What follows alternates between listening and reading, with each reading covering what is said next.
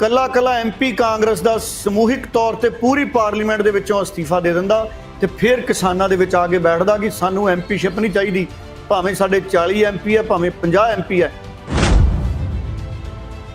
ਆ ਬੈਠੇ ਆ ਤੁਹਾਡੀ ਪਾਰਲੀਮੈਂਟ 'ਚ, ਕਿਉਂਕਿ ਇਸ ਮੰਦਰ 'ਚ ਲੋਕਤੰਤਰ 'ਚ ਇੱਕ ਗਰੀਬ ਅਖੀਰਲੀ ਲਾਈਨ ਤੇ ਜਿਹੜਾ ਖੜਾ ਉਹਦੀ ਵੀ ਸੁਣੀ ਜਾਂਦੀ ਆ। 25 ਲੱਖ ਦੇ ਨੁਮਾਇੰਦੇ ਦੀ ਨਹੀਂ ਤੁਸੀਂ ਸੁਣਦੇ।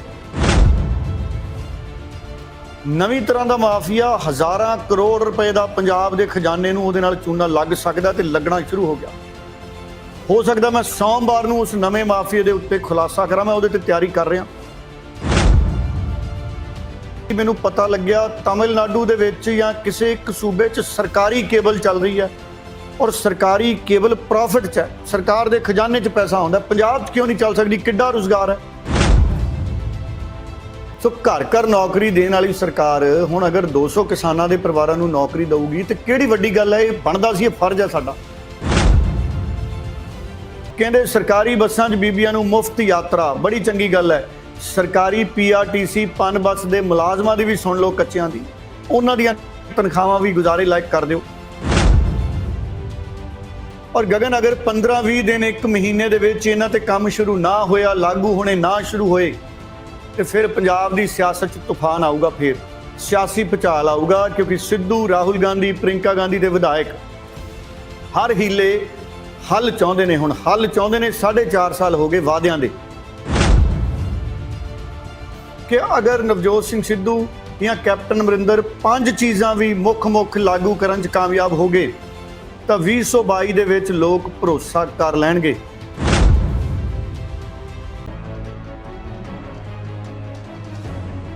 ਸਤਿ ਸ਼੍ਰੀ ਅਕਾਲ, ਸਵਾਗਤ ਹੈ ਸਾਰੇ ਹੀ ਦਰਸ਼ਕਾਂ ਦਾ ਲਾਈਵ ਕਪੜ ਛਾਣ ਦਾ ਖਾਸ ਪ੍ਰੋਗਰਾਮ ਤੁਸੀਂ ਵੇਖ ਰਹੇ ਹੋ ਤੇ ਮੈਂ ਹਾਂ ਤੁਹਾਡੇ ਨਾਲ ਗਗਨਦੀਪ ਸਿੰਘ। ਪ੍ਰੋਗਰਾਮ ਦੇ ਵਿੱਚ ਹਰ ਰੋਜ਼ ਦੀ ਤਰ੍ਹਾਂ ਅੱਜ ਵੀ ਪੰਜਾਬ ਦੇ ਅਤੇ ਦੇਸ਼ ਦੇ ਸਿਆਸੀ ਮਸਲਿਆਂ ਦੇ ਉੱਤੇ ਚਰਚਾ ਕਰਾਂਗੇ ਤੇ ਹਰ ਰੋਜ਼ ਦੀ ਤਰ੍ਹਾਂ ਪ੍ਰੋਗਰਾਮ ਦੇ ਵਿੱਚ ਸਾਡੇ ਨਾਲ ਮੌਜੂਦ ਨੇ ਸੀਨੀਅਰ ਪੱਤਰਕਾਰ ਸੁਰਿੰਦਰ ਡੱਲਾ ਜੀ। ਸਭ ਤੋਂ ਪਹਿਲਾਂ ਡੱਲਾ ਸਾਹਿਬ ਦਾ ਸਵਾਗਤ ਕਰਦੇ ਹਾਂ, ਫਿਰ ਮਸਲਿਆਂ ਦੇ ਉੱਤੇ ਚਰਚਾ ਕਰਾਂਗੇ। ਡੱਲਾ ਜੀ, ਸਵਾਗਤ ਹੈ ਜੀ। ਬਹੁਤ ਬਹੁਤ ਧੰਨਵਾਦ ਗਗਨ ਜੀ, ਤੁਹਾਡਾ ਵੀ ਔਰ ਦੁਨੀਆ ਭਰ ਦੇ ਪੰਜਾਬੀਆਂ ਦਾ ਵੀ ਬਹੁਤ ਬਹੁਤ ਧੰਨਵਾਦ। ਸੋ ਅੱਜ ਦੇ ਪ੍ਰੋਗਰਾਮ ਦੇ ਵਿੱਚ ਚਰਚਾ ਵਿਸ਼ੇਸ਼ ਤੌਰ ਤੇ ਉੱਤੇ ਕੈਪਟਨ ਅਤੇ ਨਵਜੋਤ ਸਿੰਘ ਸਿੱਧੂ ਦੇ ਵਿਚਕਾਰ ਹੋਈ ਮੁਲਾਕਾਤ ਦੇ ਉੱਤੇ ਰੱਖਾਂਗੇ। ਜੋ 18 ਨਿਕਤੀ ਪ੍ਰੋਗਰਾਮ ਦੇ ਵਿੱਚੋਂ 5 ਨੁਕਤੇ ਨਵਜੋਤ ਸਿੰਘ ਸਿੱਧੂ ਨੇ ਚਰਚਾ ਦੇ ਵਿੱਚ ਲਿਆਂਦੇ ਨੇ।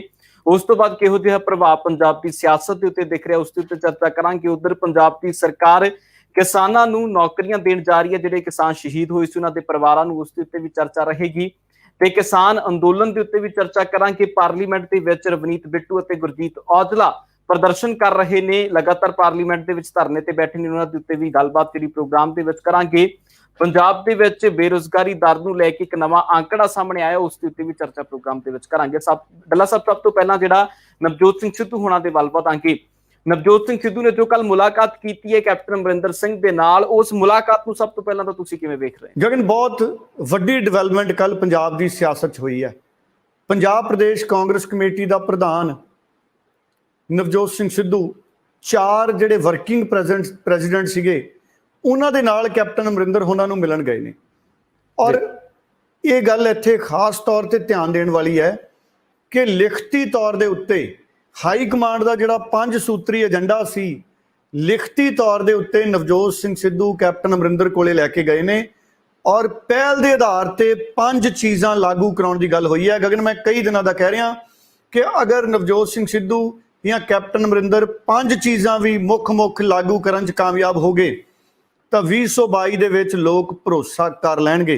ਹੁਣ ਕਿਹੜੇ ਨੇ ਉਹ ਪੁਆਇੰਟ ਜਿਹੜੇ ਦੇ ਕੇ ਆਏ ਨੇ? ਸਭ ਤੋਂ ਪਹਿਲਾ ਪੁਆਇੰਟ ਜਿਹੜਾ ਦੇ ਕੇ ਆਏ ਨੇ ਨਵਜੋਤ ਸਿੰਘ ਸਿੱਧੂ ਅਤੇ ਉਹਨਾਂ ਦੇ ਵਰਕਿੰਗ ਪ੍ਰੈਜ਼ੀਡੈਂਟ ਨੇ, ਜਿਹੜੇ ਉਹਨਾਂ ਨੇ ਸ਼੍ਰੀ ਗੁਰੂ ਗ੍ਰੰਥ ਸਾਹਿਬ ਜੀ ਦੀ ਬੇਅਦਬੀ, ਕੋਟਕਪੁਰਾ ਤੇ ਬਾਈਬਲ ਕਲਾਂ ਵਿਖੇ ਜਿਹੜੀ ਪੁਲਿਸ ਦੀ ਗੋਲੀਬਾਰੀ ਹੋਈ ਹੈ ਔਰ ਉਹਦੇ ਮੁਲਜ਼ਮ ਨੇ ਜਿਹੜੇ, ਉਹਨਾਂ ਨੂੰ ਗ੍ਰਿਫਤਾਰ ਕਰਕੇ ਇਨਸਾਫ ਦੀ ਮੰਗ ਹੈ। ਸਭ ਤੋਂ ਪਹਿਲਾ ਪੁਆਇੰਟ ਲਿਖ ਕੇ ਦੇ ਕੇ ਆਏ ਨੇ। ਤੀਜਾ, ਖੇਤੀ ਪੰਜਾਬ ਦੀ ਰੀੜ੍ਹ ਦੀ ਹੱਡੀ ਹੈ ਤੇ ਅਸੀਂ ਸਾਰੇ ਕੇਂਦਰ ਦੇ 3 ਕਾਨੂੰਨਾਂ ਖਿਲਾਫ ਵਿਰੋਧ ਕਰ ਰਹੇ ਹਾਂ, ਇਹ ਚਿੱਠੀ 'ਚ ਲਿਖਿਆ ਗਿਆ ਹੈ। ਇਸ ਲਈ ਪੰਜਾਬ ਸਰਕਾਰ 3 ਕਾਨੂੰਨਾਂ ਦੀਆਂ ਕੁਝ ਧਾਰਾਵਾਂ ਵਿੱਚ ਸਿਰਫ ਸੋਧਾਂ ਦੀ ਸਿਫਾਰਿਸ਼ ਨਾ ਕਰੇ, ਬਲਕਿ ਇਹ ਐਲਾਨੇ ਕਿ ਇਹ ਕਿਸੇ ਵੀ ਕੀਮਤ ਤੇ ਪੰਜਾਬ 'ਚ ਲਾਗੂ ਨਹੀਂ ਹੋਣਗੇ ਅਤੇ ਇਹਨਾਂ ਕਾਨੂੰਨਾਂ ਨੂੰ ਪੰਜਾਬ ਪੂਰੀ ਤਰ੍ਹਾਂ ਨਕਾਰੇਗਾ। ਔਰ ਜਿਵੇਂ ਸਤਲੁਜ ਯਮੁਨਾ ਲਿੰਕ ਨਹਿਰ ਦੇ ਕੇਸ 'ਚ ਸੂਬੇ ਦੀ ਸਰਕਾਰ ਨੇ ਕੀਤਾ ਸੀ, ਉਸੇ ਤਰ੍ਹਾਂ ਵਿਧਾਨ ਸਭਾ ਦੇ ਵਿੱਚ ਉਸੇ ਤਰ੍ਹਾਂ ਦੇ ਹੱਲ ਦੀ ਲੋੜ ਹੈ। ਤੇ ਨਵਜੋਤ ਸਿੰਘ ਸਿੱਧੂ ਨੇ ਲਿਖਿਆ ਕਿ ਮੈਂ ਤੁਹਾਨੂੰ ਭਰੋਸਾ ਦਿਵਾਉਣਾ ਕਿ ਇਸ ਦੇ ਲਈ ਵਿਧਾਇਕ ਤਿਆਰ ਨੇ। ਸੋ ਨਵਜੋਤ ਸਿੰਘ ਸਿੱਧੂ ਨੇ ਵਿਧਾਇਕਾਂ ਦਾ ਭਰੋਸਾ ਵੀ ਲਿਆ। ਗਗਨ, ਇਹ ਬਹੁਤ ਵੱਡੀ ਪੋਲੀਟੀਕਲ ਡਿਵੈਲਪਮੈਂਟ ਅਸੀਂ ਕਹਿ ਸਕਦੇ ਹਾਂ। ਔਰ ਇੱਕ ਪੁਆਇੰਟ ਹੈ, ਸਪੈਸ਼ਲ ਟਾਸਕ ਫੋਰਸ ਦੀ ਰਿਪੋਰਟ 'ਚ ਦਰਜ ਨਸ਼ਾ ਤਸਕਰੀ ਦੇ ਪਿਛਲੇ ਵੱਡੇ ਮਗਰਮੱਛ ਨੇ, ਜਿਹੜੇ ਵੱਡੇ ਮਗਰਮੱਛਾਂ ਨੂੰ ਤੁਰੰਤ ਗ੍ਰਿਫਤਾਰ ਕਰਕੇ ਮਿਸਾਲੀ ਸਜ਼ਾ ਦਿੱਤੀ ਜਾਵੇ ਜਾਂ ਉਹਦਾ ਪ੍ਰਬੰਧ ਕੀਤਾ ਜਾਵੇ। ਔਰ 2017 ਦੀਆਂ ਚੋਣਾਂ ਮੌਕੇ ਨੁਕਸਦਾਰ ਬਿਜਲੀ ਸਮਝੌਤੇ PPAs ਪਾਵਰ ਪਰਚੇਜ਼ ਐਗਰੀਮੈਂਟਸ ਨੂੰ ਰੱਦ ਕਰਨ ਦੇ ਤੁਹਾਡੇ ਕੀਤੇ ਵਾਅਦਿਆਂ ਨੂੰ ਵੀ ਸਾਡੀ ਸਰਕਾਰ ਨੂੰ ਤੁਰੰਤ ਪੂਰਾ ਕਰਨਾ ਚਾਹੀਦਾ ਹੈ ਤੇ ਪੰਜਾਬ ਦੇ ਖਜ਼ਾਨੇ ਨੂੰ ਹੋਰ ਖੋਰਾ ਨਾ ਲੱਗੇ। ਔਰ ਪੰਜਵਾਂ, ਅੱਜ 20 ਤੋਂ ਵੱਧ ਜਥੇਬੰਦੀਆਂ, ਅਧਿਆਪਕ, ਡਾਕਟਰ, ਨਰਸਾਂ, ਲਾਈਨਮੈਨ, ਸਫਾਈ ਕਰਮਚਾਰੀ ਆਦਿ ਰਾਜ ਭਰ 'ਚ ਧਰਨੇ ਦੇ ਰਹੇ ਨੇ। ਇਸ ਲਈ ਸਭ ਦੀ ਸੁਣਨ ਨੂੰ ਤਿਆਰ ਅਤੇ ਸਰਬੱਤ ਦੇ ਭਲੇ ਖਾਤਰ ਕਦਮ ਚੁੱਕਣ ਵਾਲੀ ਲੀਡਰਸ਼ਿਪ ਦੀ ਲੋੜ ਹੈ। ਲਾਜ਼ਮੀ ਹੈ ਕਿ ਸਰਕਾਰ ਗੱਲਬਾਤ ਅਤੇ ਸਲਾਹ ਮਸ਼ਵਰੇ ਲਈ ਦਰਵਾਜ਼ੇ ਖੋਲ੍ਹੇ ਅਤੇ ਆਪਣੇ ਵਿੱਤੀ ਸਾਧਨਾਂ ਨੂੰ ਧਿਆਨ 'ਚ ਰੱਖਦਿਆਂ ਤੁਰੰਤ ਕੁਝ ਕਰੇ। ਨਿਰਣਾਇਕ ਫੈਸਲੇ ਲਏ ਬਿਨਾਂ ਕਦੇ ਵੀ ਕੋਈ ਮਹਾਨ ਪ੍ਰਾਪਤੀ ਹਾਸਲ ਨਹੀਂ ਹੁੰਦੀ। ਅਸੀਂ ਤੁਹਾਨੂੰ ਤੁਰੰਤ ਕਾਰਵਾਈ ਕਰਨ ਲਈ ਬੇਨਤੀ ਕਰਦੇ ਹਾਂ। ਤੁਹਾਡੇ ਸ਼ੁਭ ਚਿੰਤਕ ਸਾਰਿਆਂ ਦੇ ਦਸਤਖਤ ਨੇ, ਨਵਜੋਤ ਸਿੰਘ ਸਿੱਧੂ ਦੇ ਔਰ 4 ਵਰਕਿੰਗ ਕਮੇਟੀ ਜਿਹੜੇ ਪ੍ਰਧਾਨ ਨੇ ਉਹਨਾਂ ਦੇ। ਸੋ ਗਗਨ, ਇਹ ਜਿਵੇਂ ਮੈਂ ਲਗਾਤਾਰ ਕਹਿ ਰਿਹਾ ਸੀ ਕਿ ਸਿੱਧੂ ਕੁਝ ਦਿਨ ਇੰਤਜ਼ਾਰ ਕਰੂਗਾ। ਸਿੱਧੂ ਨੇ 4-5 ਦਿਨਾਂ ਬਾਅਦ ਲਿਖਤੀ, ਪੰਜਾਬ ਕਾਂਗਰਸ ਦੇ ਪ੍ਰਧਾਨ ਨੇ ਲਿਖਤੀ ਬੇਨਤੀ ਦੇਤੀ। ਇਹਨੂੰ ਮੈਂ ਬੇਨਤੀ ਕਹੂੰਗਾ, ਸਾਰੇ ਵਿਧਾਇਕਾਂ ਦਾ ਇੱਕ ਤਰੀਕੇ ਨਾਲ ਸਮਰਥਨ ਹੈ। ਔਰ ਇਹ ਅੱਜ ਦੇ ਕੇ ਆਏ ਨੇ। ਕੈਪਟਨ ਅਮਰਿੰਦਰ ਕਿੰਨੀ ਦੇਰ 'ਚ ਇਹਨਾਂ ਪੰਜਾਂ 'ਚੋਂ ਕਿਹੜਾ ਲਾਗੂ ਕਰਦੇ ਨੇ ਉਹਦੇ ਤੇ ਹੁਣ ਨਜ਼ਰ ਰਹੂਗੀ। ਟਵੀਟ ਵੀ ਕਰਤਾ ਸਿੱਧੂ ਨੇ। ਦੇਖੋ, ਮੈਂ ਤੁਹਾਨੂੰ ਕਿਹਾ ਸੀ ਕਿ ਸਿੱਧੂ ਟਵੀਟ ਕਰੂਗਾ ਕਿ ਆਹ ਏਜੰਡੇ ਹਾਈ ਕਮਾਂਡ ਦੇ 18 ਨੇ, ਇਹਨਾਂ ਦੇ ਵਿੱਚੋਂ ਇਹ 5 ਆਪਾਂ ਪਹਿਲਾਂ ਲਾਗੂ ਕਰੀਏ, ਇੱਧਰ ਤੁਰੰਤ ਸਾਨੂੰ ਅਸਰ ਦਿਖੇ।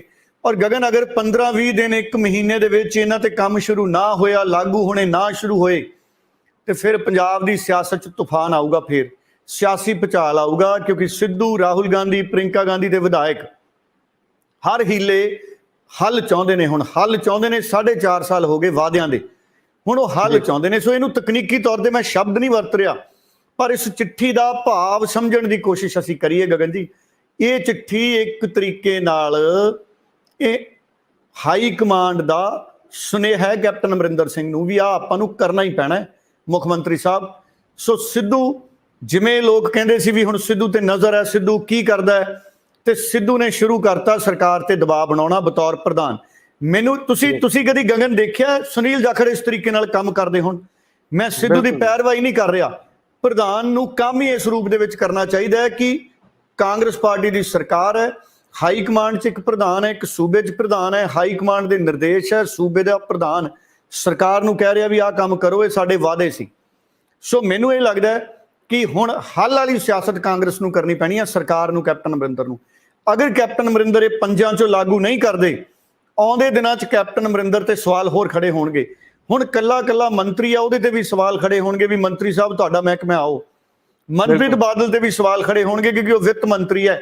ਔਰ ਪੰਜਾਬ 'ਚ ਸਾਰੇ ਸਰਕਾਰੀ ਮੁਲਾਜ਼ਮ ਤਨਖਾਹ ਕਮਿਸ਼ਨ ਤੋਂ ਔਖੇ ਨੇ, ਕੱਚੇ ਅਧਿਆਪਕ ਸਾਡੇ ਔਖੇ ਨੇ, ਕੱਚੇ ਮੁਲਾਜ਼ਮ ਔਖੇ ਨੇ। ਕਹਿੰਦੇ ਸਰਕਾਰੀ ਬੱਸਾਂ 'ਚ ਬੀਬੀਆਂ ਨੂੰ ਮੁਫਤ ਯਾਤਰਾ, ਬੜੀ ਚੰਗੀ ਗੱਲ ਹੈ। ਸਰਕਾਰੀ PRTC ਪਨ ਬੱਸ ਦੇ ਮੁਲਾਜ਼ਮਾਂ ਦੀ ਵੀ ਸੁਣ ਲਓ, ਕੱਚਿਆਂ ਦੀ, ਉਹਨਾਂ ਦੀਆਂ ਤਨਖਾਹਾਂ ਵੀ ਗੁਜ਼ਾਰੇ ਲਾਇਕ ਕਰ ਦਿਓ। ਸੋ ਇਸ ਕਰਕੇ ਗਗਨ ਬੜੀਆਂ ਚੁਣੌਤੀਆਂ ਨੇ। ਔਰ ਸਿੱਧੂ ਨੇ ਅੱਜ ਜਿਹੜੀ ਕੱਲ ਚਿੱਠੀ ਲਿਖੀ ਹੈ, ਇਸ ਤੋਂ ਬਾਅਦ ਅੱਜ ਦੇ ਅਖਬਾਰਾਂ ਦੇ ਵਿੱਚ ਵੀ ਇਹ ਚਿੱਠੀ ਦੇ ਹਵਾਲੇ ਦੇ ਨਾਲ ਪੂਰੀ ਤਰ੍ਹਾਂ ਨਾਲ ਲੋਕਾਂ 'ਚ ਗੱਲ ਚਲੀ ਜਾਣੀ ਹੈ ਵੀ ਦੇਖੋ ਸਿੱਧੂ ਨੇ ਕਦਮ ਪੱਟਤਾ, ਹੁਣ ਕੈਪਟਨ ਦੀ ਵਾਰੀ ਹੈ। ਇਹ 2020 ਮੈਚ ਹੈ ਸਿਆਸਤ ਦਾ, ਜਿਵੇਂ ਮੈਂ ਤੁਹਾਨੂੰ ਕਿਹਾ ਸੀ। ਇਹ 'ਚ ਸਿੱਧੂ ਜਿੱਤਦਾ ਜਾਂ ਕੈਪਟਨ, ਇਹ ਪ੍ਰਾਪਤੀ ਦੱਸੂਗੀ। ਅਗਰ ਤਾਂ ਕੈਪਟਨ ਅਮਰਿੰਦਰ ਕੁਝ ਏਜੰਡੇ ਲਾਗੂ ਕਰ ਦਿੰਦੇ ਨੇ ਤੇ ਕੈਪਟਨ ਅਮਰਿੰਦਰ ਦੀ ਵੀ ਪ੍ਰਾਪਤੀ ਹੈ, ਸਿੱਧੂ ਦੀ ਵੀ ਪ੍ਰਾਪਤੀ ਹੈ। ਅਗਰ ਕੈਪਟਨ ਅਮਰਿੰਦਰ ਕੁਝ ਲਾਗੂ ਨਹੀਂ ਕਰਦੇ, ਉਹਦੇ ਨਾਲ ਕੈਪਟਨ ਅਮਰਿੰਦਰ ਦਾ ਨੁਕਸਾਨ ਜ਼ਿਆਦਾ ਹੈ ਕਿਉਂਕਿ ਉਹ ਮੁੱਖ ਮੰਤਰੀ ਹੈ। ਫਿਰ ਕਾਂਗਰਸ ਦੀ ਹਾਈ ਕਮਾਂਡ ਹਜੇ 6 ਮਹੀਨੇ ਖਰਾਬ ਨਹੀਂ ਕਰਨਾ ਚਾਹੁੰਦੀ। ਗਗਨ, ਇਹ ਬਹੁਤ ਅਹਿਮ ਸਮਾਂ ਇਸ ਵਕਤ ਕਾਂਗਰਸ ਦੇ ਵਿੱਚ ਹੈ। ਔਰ ਸੁਣਾ ਵੀ ਦਿਓ ਗੱਲਾਂ ਬਾਤਾਂ, ਜਦੋਂ ਮਿਲ ਕੇ ਆਏ ਨੇ ਨਵਜੋਤ ਸਿੰਘ ਸਿੱਧੂ, ਇਹਦੇ ਤੇ ਕਿਹੋ ਜਿਹੀ ਸਿਆਸਤ ਹੋਈ ਹੈ, ਵਿਰੋਧੀਆਂ ਦਾ ਕੀ ਪਲਟਵਾਰ ਹੈ, ਸਿੱਧੂ ਦੇ ਧੜੇ ਦਾ ਕੀ ਪੱਖ ਹੈ, ਕਾਂਗਰਸ ਪ੍ਰਧਾਨਗੀ ਵਾਲੇ ਪਾਸੇ ਦਾ ਕੀ ਪੱਖ ਹੈ। ਡੈਮੋਕ੍ਰੈਟਿਕ ਰਾਈਟ ਆ ਹਰ ਇੱਕ ਦਾ ਆਪਣੇ ਆਪਣੇ ਵਿਚਾਰ ਰੱਖਣ ਲਈ, ਤੇ ਜੇ ਕੋਈ ਦਲਿਤ ਚਿਹਰਾ ਲੋਕ ਮੰਗ ਕਰਦੇ ਆ ਤੇ ਲਾ ਵੀ ਦੇਣਾ ਚਾਹੀਦਾ, ਕੋਈ ਪ੍ਰੋਬਲਮ ਨਹੀਂ। ਤੁਹਾਨੂੰ ਲੱਗਦਾ ਹੈ ਕਿ ਸੀਐਮ ਤੇ ਸਿੱਧੂ ਦੋਵੇਂ ਮਿਲ ਕੇ ਕੰਮ ਕਰ ਸਕਦੇ ਆ? ਅਜੇ ਤੱਕ ਕਿਤੇ ਨਾ ਕਿਤੇ ਫਿੱਕਾਪਨ ਨਜ਼ਰ ਆ ਰਿਹਾ ਸੀ। ਦੇਖੋ ਪਿੱਛੇ ਕਿਤੇ ਕੋਈ ਕਮੀਆਂ ਰਹੀਆਂ ਨੇ, ਜਿਹੜੀ ਅੱਜ ਦੀ ਮੀਟਿੰਗ ਹੋਈ ਆ ਦੋਨਾਂ ਨੇ ਆਪਸ ਦੇ ਵਿੱਚ ਰੱਖੀ ਆ। ਸਹੀ ਕੰਮ ਬਰਾੜ ਸਾਹਿਬ ਦਾ ਜਿਹੜਾ ਕੋਈ ਕ੍ਰੈਸ਼ਰ ਦਾ ਜਿਹੜਾ ਹੋਇਆ ਉਹਨਾਂ ਕੋਲ ਸਾਰੇ ਡਾਕੂਮੈਂਟਸ ਨੇ, ਤੁਹਾਨੂੰ ਆਉਣ ਵਾਲੇ ਦਿਨਾਂ 'ਚ ਸਾਰੇ ਡਾਕੂਮੈਂਟ ਦਿਖਾਤੇ ਜਾਣਗੇ। ਉਹਨਾਂ ਨੇ ਬਕਾਇਦਾ ਜਿਹੜੀ ਜੰਗਲਾਤ ਦੀ ਫੀਸ ਵੀ ਤਾਰੀ ਹੋਈ ਆ, ਔਰ ਉਹਦੇ ਜਿਹੜੇ ਦਿੱਲੀ ਤੋਂ ਉੱਤੋਂ ਐਨਓਸੀ ਨਹੀਂ ਸੀ ਆਈ, ਬਟ ਉਹਦੀ ਪ੍ਰੋਵੀਜ਼ਨਲ ਐਨਓਸੀ ਜਿਹੜੀ ਆ ਉਹ ਦੇਣੀ ਬਣਦੀ ਸੀ, ਉਹ ਅਫਸਰਾਂ ਨੇ ਨਹੀਂ ਦਿੱਤੀ। ਉਹਦੇ ਉੱਤੇ ਬਕਾਇਦਾ ਮੈਂ ਸਾਰੀ ਕਾਰਵਾਈ ਆਪਾਂ ਚੈੱਕ ਕਰ ਰਹੇ ਹਾਂ, ਤੁਹਾਨੂੰ ਆਉਣ ਵਾਲੇ ਦਿਨਾਂ 'ਚ ਸਾਰੇ ਕਾਗਜ਼ ਦਿਖਾਏ ਜਾਣਗੇ। वेरका साहब, ये कहा जा रहा है कि डिप्टी सीएम बनाया जा सकता है, दलित वर्ग से आपके नाम की चर्चा है। मैंने कहा कि किसी किस्म की भी ऐसी चर्चा मेरे नोटिस में नहीं है, मेरे ध्यान में नहीं है, क्योंकि ना मैं उस चर्चा में शामिल हूँ, ना मैं उस चर्चा में हूँ। ਢਿੱਲੋਂ ਸਾਹਿਬ, ਜਿਸ ਤਰ੍ਹਾਂ ਦੀ ਹੁਣ ਪਾਰਲੀਮੈਂਟ ਦੇ ਵਿੱਚੋਂ ਸਿਆਸਤ ਸਾਹਮਣੇ ਆਉਣ ਲੱਗੀ ਹੈ, ਪਾਰਲੀਮੈਂਟ ਦੇ ਵਿੱਚ ਕੱਲ ਰਾਤ ਤੋਂ ਜਿਹੜਾ ਰਵਨੀਤ ਬਿੱਟੂ ਅਤੇ ਗੁਰਜੀਤ ਔਜਲਾ ਪ੍ਰਦਰਸ਼ਨ ਦੇ ਉੱਤੇ ਬੈਠੇ ਨੇ, ਕਹਿੰਦੇ ਕਿ ਕਿਸਾਨਾਂ ਨੇ ਜਿਸ ਤਰ੍ਹਾਂ ਸਾਨੂੰ ਕਿਹਾ ਸੀ ਅਸੀਂ ਉਦਾਂ ਕਰ ਰਹੇ ਹਾਂ ਤੇ ਆਉਣ ਵਾਲੇ ਦਿਨਾਂ ਦੇ ਵਿੱਚ ਅਸੀਂ ਅਗਲੀ ਰਣਨੀਤੀ ਬਣਾਵਾਂਗੇ। ਕਿੱਦਾਂ ਵੇਖ ਰਹੇ ਹੋ, ਜਿੱਦਾਂ ਪੰਜਾਬ ਦੀ ਵਿਧਾਨ ਸਭਾ ਦੇ ਵਿੱਚ ਕਦੇ ਆਮ ਆਦਮੀ ਪਾਰਟੀ ਨੇ ਧਰਨਾ ਲਾਇਆ ਸੀ, ਅੱਜ ਉਸੇ ਤਰ੍ਹਾਂ ਗੁਰਜੀਤ ਔਜਲਾ ਤੇ ਰਵਨੀਤ ਬਿੱਟੂ ਬਹਿ ਗਏ ਨੇ? ਦੇਖੋ, ਮੈਂ ਇਹ ਦੇਖਦਾ ਕਿ ਰਵਨੀਤ ਬਿੱਟੂ, ਗੁਰਜੀਤ ਔਜਲਾ, ਕਿਉਂਕਿ ਰਾਹੁਲ ਗਾਂਧੀ ਟਰੈਕਟਰ ਲੈ ਕੇ ਪਹੁੰਚ ਗਏ ਪਾਰਲੀਮੈਂਟ ਦੇ ਵਿੱਚ ਕੱਲ, ਔਰ ਉਸ ਤੋਂ ਬਾਅਦ ਸੰਸਦ ਮਾਰਗ ਥਾਣੇ 'ਚ ਉਹਨਾਂ ਨੂੰ ਬੁਲਾਇਆ ਗਿਆ। ਦੇਖੋ, ਰਵਨੀਤ ਬਿੱਟੂ ਔਰ ਗੁਰਜੀਤ ਔਜਲਾ ਨੇ ਇਹ ਜਿਹੜਾ ਪ੍ਰੋਟੈਸਟ ਕੀਤਾ ਪਿਛਲੇ 1-2 ਦਿਨ, ਇਹਦਾ ਕਾਫੀ ਅਸਰ ਪਿਆ ਹੈ, ਔਰ ਇਹ ਕਹਿ ਵੀ ਰਹੇ ਨੇ ਰਵਨੀਤ ਬਿੱਟੂ, ਗੁਰਜੀਤ ਔਜਲਾ ਔਰ ਕਾਂਗਰਸ ਦੇ ਦੂਜੇ ਜਿਹੜੇ ਜਸਬੀਰ ਡਿੰਪਾ ਹੋ ਗਏ ਜਾਂ ਬਾਕੀ MP ਹੋ ਗਏ, ਕਿ ਜਿਵੇਂ ਕਿਸਾਨਾਂ ਨੇ ਹੁਕਮ ਕੀਤਾ ਅਸੀਂ ਕਿਸਾਨਾਂ ਦੇ ਵਿਪ ਨੂੰ ਮੰਨਿਆ, ਕਿਸਾਨਾਂ ਦੇ ਹੁਕਮ ਨੂੰ ਮੰਨਿਆ। ਔਰ ਮੈਨੂੰ ਇਹ ਲੱਗਦਾ ਹੈ ਕਿ ਇਹ ਸਿਹਤਮੰਦ ਜਿਹੜਾ ਕੰਮ ਕੀਤਾ ਗੁਰਜੀਤ ਔਜਲਾ, ਰਵਨੀਤ ਬਿੱਟੂ, ਉਹਨਾਂ ਨੇ ਜਿਹੜਾ ਪ੍ਰੋਟੈਸਟ ਕੀਤਾ, ਨਿਸ਼ਚਿਤ ਤੌਰ ਦੇ ਉੱਤੇ ਪਾਰਲੀਮੈਂਟ ਦੇ ਵਿੱਚ ਵਿਰੋਧ ਕੀਤਾ ਜਾਣਾ ਬਣਦਾ ਸੀ। ਪਰ ਮੇਰਾ ਇਹ ਮੰਨਣਾ ਹੈ ਗਗਨ ਕਿ ਇਸ ਵਕਤ ਜੋ ਸਥਿਤੀਆਂ ਨੇ, ਮੈਂਬਰ ਪਾਰਲੀਮੈਂਟਾਂ ਨੂੰ ਸਮੂਹਿਕ ਤੌਰ ਤੇ ਅਸਤੀਫੇ ਦੇਣੇ ਚਾਹੀਦੇ ਨੇ, ਆਪਣੀ MPਸ਼ਿਪ ਤੋਂ ਅਸਤੀਫੇ ਦੇਣਗੇ ਤਾਂ ਰੋਸ ਹੈ ਜਿਹੜਾ ਜਾਊਗਾ। ਔਰ ਸਥਿਤੀਆਂ ਇਹ ਨੇ, ਇਹਦੇ ਵਿੱਚ ਵੀ ਕੋਈ ਵੱਡੀ ਗੱਲ ਨਹੀਂ। ਅਗਰ ਚਲੋ ਮੈਂ ਤਾਂ ਇੱਕ ਬਹੁਤ ਸਧਾਰਨ ਜਿਹਾ ਵਿਅਕਤੀ ਹਾਂ, ਅਗਰ ਕੋਈ ਬਹੁਤ ਸੂਝਵਾਨ ਪ੍ਰਧਾਨ ਹੁੰਦਾ ਨਾ ਕਾਂਗਰਸ ਦਾ ਇਸ ਵੇਲੇ, ਕੱਲਾ MP ਕਾਂਗਰਸ ਦਾ ਸਮੂਹਿਕ ਤੌਰ ਤੇ ਪੂਰੀ ਪਾਰਲੀਮੈਂਟ ਦੇ ਵਿੱਚੋਂ ਅਸਤੀਫਾ ਦੇ ਦਿੰਦਾ ਤੇ ਫਿਰ ਕਿਸਾਨਾਂ ਦੇ ਵਿੱਚ ਆ ਕੇ ਬੈਠਦਾ ਕਿ ਸਾਨੂੰ MPਸ਼ਿਪ ਨਹੀਂ ਚਾਹੀਦੀ, ਭਾਵੇਂ ਸਾਡੇ 40 MP ਹੈ, ਭਾਵੇਂ 50 MP ਹੈ। ਇੱਕ ਪਾਸੇ ਸਾਡੇ ਲਈ ਪਤਾ ਹੈ ਕਿ ਖੇਤੀ ਸਾਡੇ ਲਈ ਕਿੱਡਾ ਵੱਡਾ ਸਬਜੈਕਟ ਹੈ ਪੰਜਾਬ ਵਾਲਿਆਂ ਲਈ। ਘੱਟੋ ਘੱਟ ਪੰਜਾਬ ਵਾਲੇ ਤਾਂ ਆਪਣੀ ਮੈਂਬਰਸ਼ਿਪ ਤੋਂ ਅਸਤੀਫਾ ਦੇ ਦੇਣ, MPਸ਼ਿਪ ਤੋਂ ਅਸਤੀਫਾ ਦੇ ਦੇਣ। ਅਸਤੀਫਾ ਦੇਣਾ ਬਹੁਤ ਜ਼ਰੂਰੀ ਹੈ। ਬਾਕੀ ਪਾਰਲੀਮੈਂਟ 'ਚ ਜੋ ਪ੍ਰੋਟੈਸਟ ਕੀਤਾ ਸਾਡੇ MPਆਂ ਨੇ, ਰਵਨੀਤ ਬਿੱਟੂ ਬਹਿ ਗਿਆ ਸੀ ਪਾਰਲੀਮੈਂਟ 'ਚ, ਮੈਂ ਦੇਖਿਆ ਅੱਧੀ ਰਾਤ ਤੱਕ ਰਵਨੀਤ ਬਿੱਟੂ ਬੈਠਾ ਰਿਹਾ। ਜਦੋਂ ਨੂੰ ਅਸੀਂ ਪ੍ਰੋਗਰਾਮ ਰਿਕਾਰਡ ਕਰ ਰਹੇ ਹਾਂ, ਉਸ ਤੋਂ ਬਾਅਦ ਹੁਣ ਕੁਝ ਹੋ ਜੇ ਤੇ ਉਹ ਅਸੀਂ ਦੁਪਹਿਰ ਨੂੰ 11:30 ਵਜੇ ਵਾਲੇ ਲਾਈਵ ਦੇ ਵਿੱਚ ਅਪਡੇਟ ਕਰਾਂਗੇ। ਪਰ ਕਾਫੀ ਪ੍ਰਭਾਵੀ ਇਹਨਾਂ ਨੇ ਪ੍ਰੋਟੈਸਟ ਕੀਤਾ। ਰਵਨੀਤ ਬਿੱਟੂ ਦੀ ਔਰ ਦਿੱਲੀ ਵਾਲੇ ਹੋਰ ਲੀਡਰਾਂ ਦੀ ਗੱਲ ਵੀ ਇੱਕ ਵਾਰੀ ਜ਼ਰੂਰ ਸੁਣਾ ਦਿਓ ਗਗਨ। ਜੋ ਸਾਨੂੰ ਹੁਕਮ ਲਾਇਆ ਸੀ ਕਿਸਾਨ ਜਥੇਬੰਦੀਆਂ ਨੇ, ਸਾਡੇ ਕਿਸਾਨਾਂ ਨੇ, ਅਸੀਂ ਕਦੇ ਨਹੀਂ ਪਿੱਛੇ ਹਟੇ, ਕਿਉਂਕਿ ਅਸੀਂ ਵੀ ਉਸ ਗੁਰੂ ਗੋਬਿੰਦ ਸਿੰਘ ਜੀ ਦੇ ਬੱਚੇ ਹਾਂ। ਅਸੀਂ ਅੱਜ ਤੁਹਾਡੇ ਹੁਕਮ ਨਾਲ ਜਿਹੜਾ ਵਿਪ ਜਾਰੀ ਸੀ ਆ ਬੈਠੇ ਹਾਂ। ਹਫਤਾ ਅਸੀਂ ਦੇਖਿਆ, ਨਹੀਂ ਮੰਨੇ, ਆਪਣੇ ਬਿੱਲ ਪਾਸ ਕਰਦੇ ਰਹੇ, ਨਹੀਂ ਮੰਨੀ ਗੱਲ। ਅੱਜ ਅਸੀਂ ਆ ਤੁਹਾਡੇ ਕਹਿਣ ਤੇ ਆ ਬਹਿ ਗਏ ਆ। ਇਸ ਵੇਲੇ ਇੱਕ ਟਾਈਮ ਦਿਖਾ ਦਿਓ ਔਜਲਾ ਸਾਹਿਬ, ਮੈਂ ਦਿਖਾਤਾ ਘੜੀ ਤੇ ਬਾਅਦ ਚ, ਤੇ 8:30 ਵੱਜਣ ਵਾਲੇ ਆ। 4:30 ਦਾ ਸੈਸ਼ਨ ਇਹ ਜਿਹੜਾ ਇਹ ਪਾਰਲੀਮੈਂਟ ਖਤਮ ਹੋਇਆ। ਤੇ ਹੁਣ ਦੇਖਦੇ ਆ ਰਾਤ ਕੀ ਕਰਦੇ ਆ, ਬਾਹਰ ਕੱਢਦੇ ਆ, ਧੱਕੇ ਨਾਲ ਕੱਢਦੇ ਆ, ਕੀ ਕਰਦੇ ਆ। ਪਰ ਅਸੀਂ ਇਹਨਾਂ ਨੂੰ ਕਹਿਤਾ ਵੀ ਜਿੰਨਾ ਚਿਰ ਨਹੀਂ ਤਿੰਨੋਂ ਬਿੱਲ ਵਾਪਸ ਹੋਣਗੇ, ਆ ਬੈਠੇ ਆ ਤੁਹਾਡੀ ਪਾਰਲੀਮੈਂਟ 'ਚ, ਕਿਉਂਕਿ ਇਸ ਮੰਦਰ 'ਚ, ਲੋਕਤੰਤਰ 'ਚ ਇੱਕ ਗਰੀਬ ਅਖੀਰਲੀ ਲਾਈਨ ਤੇ ਜਿਹੜਾ ਖੜਾ ਉਹਦੀ ਵੀ ਸੁਣੀ ਜਾਂਦੀ ਆ। 25 ਲੱਖ ਦੇ ਨੁਮਾਇੰਦੇ ਦੀ ਨਹੀਂ ਤੁਸੀਂ ਸੁਣਦੇ। ਅਗਲੀ ਰਣਨੀਤੀ ਫੇਰ ਬਣਾਵਾਂਗੇ ਤੁਹਾਡੇ ਪਿੱਛੇ ਤੇ। ਬਿਲਕੁਲ। ਸੋ ਜਿਸ ਤਰ੍ਹਾਂ ਦਾ ਪ੍ਰਦਰਸ਼ਨ ਪਾਰਲੀਮੈਂਟ ਦੇ ਵਿੱਚ ਹੋਇਆ, ਅਜਿਹਾ ਪ੍ਰਦਰਸ਼ਨ ਪਾਰਲੀਮੈਂਟ ਦੇ ਬਾਹਰ ਵੀ ਚੱਲਦਾ ਪਿਆ, ਭਾਵ ਕਿ ਕਿਸਾਨਾਂ ਦੇ ਵੱਲੋਂ ਕਿਸਾਨ ਸੰਸਦ ਚਲਾਈ ਜਾ ਰਹੀ ਹੈ। ਡੱਲਾ ਸਾਹਿਬ, ਕਿਸਾਨ ਸੰਸਦ ਦਾ ਲਗਾਤਾਰ ਜੋ ਦਿਨ ਪ੍ਰਤੀ ਦਿਨ ਅੱਗੇ ਚੱਲ ਰਹੀ ਹੈ ਕਿਸਾਨ ਸੰਸਦ, ਵੀ ਕਿੱਦਾਂ ਵੇਖ ਰਹੇ ਹੋ? ਸੰਸਦ ਹਜੇ ਵੀ ਉਸੇ ਤਰ੍ਹਾਂ ਉਹ ਚੱਲਦੀ ਹੈ, ਉਸੇ ਤਰ੍ਹਾਂ ਸਵਾਲ ਜਵਾਬ ਹੁੰਦੇ ਨੇ ਤੇ ਨਿਸ਼ਾਨੇ ਦੇ ਉੱਤੇ ਕੇਂਦਰ ਸਰਕਾਰ ਰਹਿੰਦੀ ਹੈ ਕਿ ਸਰਕਾਰ ਖੇਤੀ ਕਾਨੂੰਨ ਰਿਪੀਲ ਕਰੇ ਤੇ ਜੇਕਰ ਕੁਝ ਸਮਝਣਾ ਤਾਂ ਸਾਡੇ ਕਿਸਾਨ ਸੰਸਦ ਦੇ ਵਿੱਚ ਆ ਸਕਦੇ ਨੇ, ਅਸੀਂ ਸਮਝਾ ਸਕਦੇ ਹਾਂ। ਇਸ ਕਿਸਾਨ ਸੰਸਦ ਦੇ ਇਹਨਾਂ ਦਿਨਾਂ ਨੂੰ ਕਿੱਦਾਂ ਵੇਖ ਰਹੇ ਹੋ ਤੁਸੀਂ? ਦੇਖੋ, ਜਦੋਂ ਸਾਡਾ ਦੇਸ਼ ਆਜ਼ਾਦ ਨਹੀਂ ਸੀ ਹੋਇਆ, ਉਸ ਵਕਤ ਆਜ਼ਾਦੀ ਦੀ ਲੜਾਈ ਲਈ ਵੀ ਵੱਖ-ਵੱਖ ਮਦਾਂ ਨੇ, ਆਜ਼ਾਦੀ ਬਾਰੇ ਵੱਖ-ਵੱਖ ਮਦਾਂ ਨੇ ਉਹ ਪ੍ਰਚਾਰਿਆ ਗਿਆ ਸੀ, ਲੋਕਾਂ ਨੂੰ ਸਮਝਾਇਆ ਗਿਆ ਸੀ। ਭਗਤ ਸਿੰਘ ਤੋਂ ਲੈ ਕੇ ਮਹਾਤਮਾ ਗਾਂਧੀ ਜੀ, ਸੁਭਾਸ਼ ਚੰਦਰ ਬੋਸ, ਜਵਾਹਰ ਲਾਲ ਨਹਿਰੂ, ਕਿੰਨੇ ਹੀ ਸਾਡੇ ਉਸ ਤੋਂ ਪਹਿਲਾਂ ਸਾਡੇ ਕਿੰਨੇ ਹੀ ਸੁਤੰਤਰਤਾ ਸੈਨਾਨੀ, ਸਾਡੇ ਬਹੁਤ ਸਾਰੇ ਸਾਡੇ ਜਿਹੜੇ ਦੇਖੋ ਕੂਕਾ ਲਹਿਰ ਸਾਡੀ ਆਜ਼ਾਦੀ ਨਾਲ ਜੁੜੀ ਕਿੱਡੀ ਵੱਡੀ ਲਹਿਰ, ਹਰ ਕੋਈ ਪ੍ਰਚਾਰ ਦਾ ਸੀ, ਆਪਣੇ ਆਪਣੇ ਤਰੀਕੇ ਨਾਲ ਸਮਝਾਉਣ ਦੀ ਕੋਸ਼ਿਸ਼ ਕਰਦਾ ਸੀ ਕਿ ਮੁਲਕ ਦੀ ਆਜ਼ਾਦੀ ਕਿੰਨੀ ਜ਼ਰੂਰੀ ਹੈ। ਅੱਜ ਖੇਤੀ ਕਾਨੂੰਨਾਂ ਤੋਂ, ਖੇਤੀ ਦੇ ਕੁਪ੍ਰਬੰਧਾਂ ਤੋਂ, ਮਾੜੀ ਖੇਤੀ ਪਰੰਪਰਾਵਾਂ ਤੋਂ ਸੋਧ ਵਾਲੇ ਪਾਸੇ ਅਸੀਂ ਕਿਵੇਂ ਜਾਣਾ ਹੈ, ਇਹ ਸਮਝਾਉਣ ਦੀ ਕੋਸ਼ਿਸ਼ ਕਿਸਾਨ ਕਰ ਰਹੇ ਨੇ। ਇਸੇ ਕਰਕੇ ਅੰਦੋਲਨ ਐਡਾ ਲੰਬਾ ਚੱਲ ਰਿਹਾ। ਔਰ ਸੰਸਦ ਪਰਸੋਂ ਸਾਡੀਆਂ ਮਾਤਾਵਾਂ ਭੈਣਾਂ ਬੀਬੀਆਂ ਨੇ ਚਲਾਈ, ਔਰ ਸਜਦਾ ਕਰਦਿਆਂ ਉਹਨਾਂ ਨੂੰ ਮੱਥਾ ਟੇਕਦਿਆਂ ਕਿੱਡੀ ਸ਼ਾਲੀਨਤਾ ਦੇ ਨਾਲ, ਕਿੱਡੇ ਤੇਜ ਦੇ ਨਾਲ ਉਹਨਾਂ ਨੇ, ਬੀਬੀਆਂ ਨੇ ਸਾਰੀਆਂ ਨੇ ਪਾਰਲੀਮੈਂਟ ਚਲਾ ਕੇ ਦਿਖਾਈ, ਕਿਸਾਨ ਸੰਸਦ ਚਲਾ ਕੇ ਦਿਖਾਈ। ਔਰ ਉਹ ਦਾਅਵਾ ਮਜ਼ਬੂਤ ਹੋਇਆ ਇਹਦੇ ਨਾਲ ਕਿ ਪਾਰਲੀਮੈਂਟ 'ਚ ਔਰਤਾਂ ਨੂੰ 50% ਰਾਖਵਾਂ ਮਿਲਣਾ ਚਾਹੀਦਾ। ਪਾਰਲੀਮੈਂਟ 'ਚ ਬਿੱਲ ਪੈਂਡਿੰਗ ਹੈ, ਵੱਡੀਆਂ ਵੱਡੀਆਂ ਗੱਲਾਂ ਔਰਤਾਂ ਦੇ ਹੱਕ 'ਚ ਕਰਦੀਆਂ ਸਾਡੀਆਂ ਪੋਲੀਟੀਕਲ ਪਾਰਟੀਆਂ। ਹੁਣ ਅੱਜ ਵੀ ਕਿਸਾਨ ਸੰਸਦ ਚੱਲ ਰਹੀ ਹੈ ਕਿਸਾਨਾਂ ਦੀ, ਔਰ ਉਹਦੇ 'ਚ ਬੜੇ ਆਦਰਸ਼ ਹਾਲਾਤਾਂ 'ਚ ਕਿਸਾਨ ਦੱਸ ਰਹੇ ਨੇ। ਜਿਹੜਾ ਬਿਆਨ ਆਇਆ ਸੀ ਪਰਸੋਂ, ਜਿਹੜੇ ਸਾਡੇ ਕੇਂਦਰੀ ਖੇਤੀਬਾੜੀ ਮੰਤਰੀ ਨੇ ਨਰਿੰਦਰ ਤੋਮਰ, ਕਿ ਕਿਸਾਨਾਂ ਕੋਲੇ ਕੋਈ ਏਜੰਡਾ ਨਹੀਂ ਹੈ, ਕਿਸਾਨਾਂ ਕੋਲੇ ਸਾਰੇ ਏਜੰਡੇ ਨੇ, ਕਿਸਾਨਾਂ ਨੂੰ ਪਤਾ ਹੈ ਖੇਤੀ ਕਿਵੇਂ ਕਰੀ ਜਾਂਦੀ ਹੈ। ਝੋਨੇ ਦੇ ਖੇਤ 'ਚ ਸੱਪਾਂ ਨਾਲ ਮੁਕਾਬਲਾ ਸਾਡੇ ਕਿਸਾਨ ਕਰਦੇ ਨੇ, ਨੰਗੇ ਪੈਰੀ ਝੋਨੇ ਦੇ ਪਾਣੀ ਵਾਲੇ ਖੇਤ 'ਚ ਪਨੀਰੀ ਬੀਜਣ ਤੋਂ ਲੈ ਕੇ ਪਾਣੀ ਲਾਉਣ ਵੇਲੇ ਦੀ ਜਿਹੜੀ ਰੀਤ ਹੈ ਉਹ ਕਿਸਾਨ ਨਿਭਾਉਂਦੇ ਨੇ। ਪੈਰਾਂ ਦੀ ਸੱਪਾਂ ਨਾਲ ਆੜੀ ਹੈ, ਉੱਥੇ ਕਿਹੋ ਜਿਹੇ ਜੀਵ ਜੰਤੂ ਨੇ, ਤੇ ਸਾਡੇ ਕਿਸਾਨ ਨੂੰ ਨਹੀਂ ਪਤਾ ਵੀ ਖੇਤੀ ਕਿਵੇਂ ਹੋਣੀ ਹੈ ਜਾਂ ਏਜੰਡਾ ਖੇਤੀ ਦਾ ਕੀ ਹੈ। ਇਸ ਕਰਕੇ ਤਾਂ ਸਮਝਣਾ ਪੈਣਾ, ਸਰਕਾਰ ਦੇਰ ਸਵੇਰ ਸਮਝੂਗੀ। ਮੈਂ ਰਕੇਸ਼ ਟਕੈਤ ਉਹਨਾਂ ਦੇ ਬਿਆਨ ਸੁਣਦਾ ਸੀ, ਹੋਰ ਲੀਡਰਾਂ ਦੇ ਸੁਣਦਾ ਸੀ, ਉਹ ਸਿੱਧੇ ਤੌਰ ਤੇ ਹੁਣ ਭਾਰਤੀ ਜਨਤਾ ਪਾਰਟੀ ਦੇ ਨਾਲ ਸਿਆਸੀ ਜਵਾਬ ਦੇਣ ਦੀ ਵੀ ਤਿਆਰੀ ਕਰ ਰਹੇ ਨੇ, ਜਿਵੇਂ ਪੱਛਮੀ ਬੰਗਾਲ 'ਚ ਦਿੱਤਾ। ਪਰ ਮੈਂ ਇਹ ਚਾਹੁੰਦਾ ਕਿ ਸਾਡੀ ਕੇਂਦਰ ਸਰਕਾਰ ਬਹੁਤ ਸਤਿਕਾਰ ਦੇ ਨਾਲ, ਨਿਮਰਤਾ ਦੇ ਨਾਲ ਬੇਨਤੀ ਕਰਦੇ ਹਾਂ ਕਿ ਕਿਸਾਨਾਂ ਦੇ ਮਸਲੇ ਨੂੰ ਗੱਲਬਾਤ ਨਾਲ ਨਿਬੇੜੇ। ਕਿਸਾਨ ਵੀ ਔਰ ਕੇਂਦਰ ਸਰਕਾਰ ਵੀ ਦੇਸ਼ ਖੇਤੀ ਦੇ ਹਿੱਤਾਂ ਨੂੰ ਪਹਿਲ ਰੱਖ ਕੇ ਇਕੱਠੇ ਹੋ ਜਾਣ ਤੇ ਮਸਲਾ ਕਿਸੇ ਵੀ ਆਪਸੀ ਸਹਿਮਤੀ ਦੇ ਨਾਲ ਆ ਕੇ ਨਿਬੇੜਨ, ਤਾਂ ਕਿ ਮੁਲਕ ਦੀ ਖੇਤੀ ਚੰਗੇ ਪਾਸੇ ਜਾਵੇ। ਪਿਛਲੇ 26 ਤਰੀਕ ਨੂੰ ਪਰਸੋਂ 8 ਮਹੀਨੇ ਪੂਰੇ ਹੋ ਗਏ ਦਿੱਲੀ 'ਚ, ਪੰਜਾਬ 'ਚ ਕਿੱਡਾ ਲੰਬਾ ਅੰਦੋਲਨ ਚੱਲਿਆ।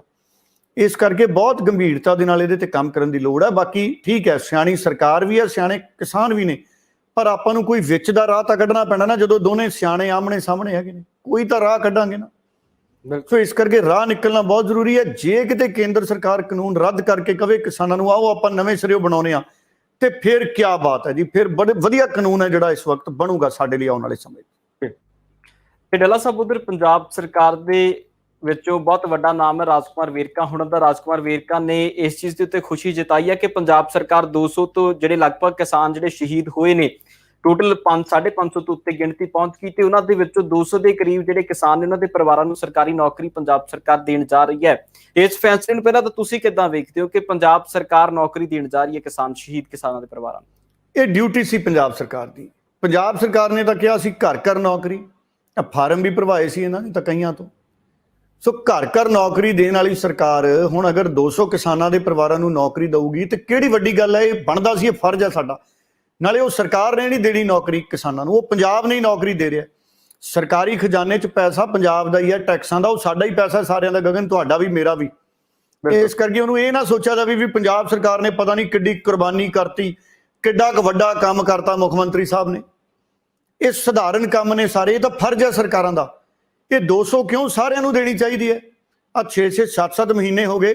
ਜੇ ਕਿਤੇ ਐਮਐਲਏ ਦੇ ਪੁੱਤਰ ਕਿਤੇ ਸ਼ਹੀਦ ਹੋਏ ਹੁੰਦੇ, ਕਿਸੇ ਮੰਤਰੀ ਦਾ ਪੁੱਤ ਸ਼ਹੀਦ ਹੋਇਆ ਹੁੰਦਾ, ਲੈ ਅਗਲੇ ਦਿਨ ਡੀਐਸਪੀ ਦੀ ਚਿੱਠੀ ਦੇਣੀ ਸੀ ਉਹਨਾਂ ਨੂੰ ਵੀ ਪੁੱਤ ਨੂੰ ਡੀਐਸਪੀ ਲਾਤਾ ਜਾਂ ਤਹਿਸੀਲਦਾਰ ਲਾਤਾ। ਇਹ ਤਾਂ 8-8 ਮਹੀਨੇ ਹੋ ਗਏ। ਸਾਡੇ ਕਿਸਾਨ ਜਥੇਬੰਦੀਆਂ ਨੇ ਐਡੇ ਸੰਘਰਸ਼ ਕੀਤੇ ਤਾਂ ਕਿਤੇ ਹੁਣ ਗੱਲ ਤੁਰੀ ਹੈ।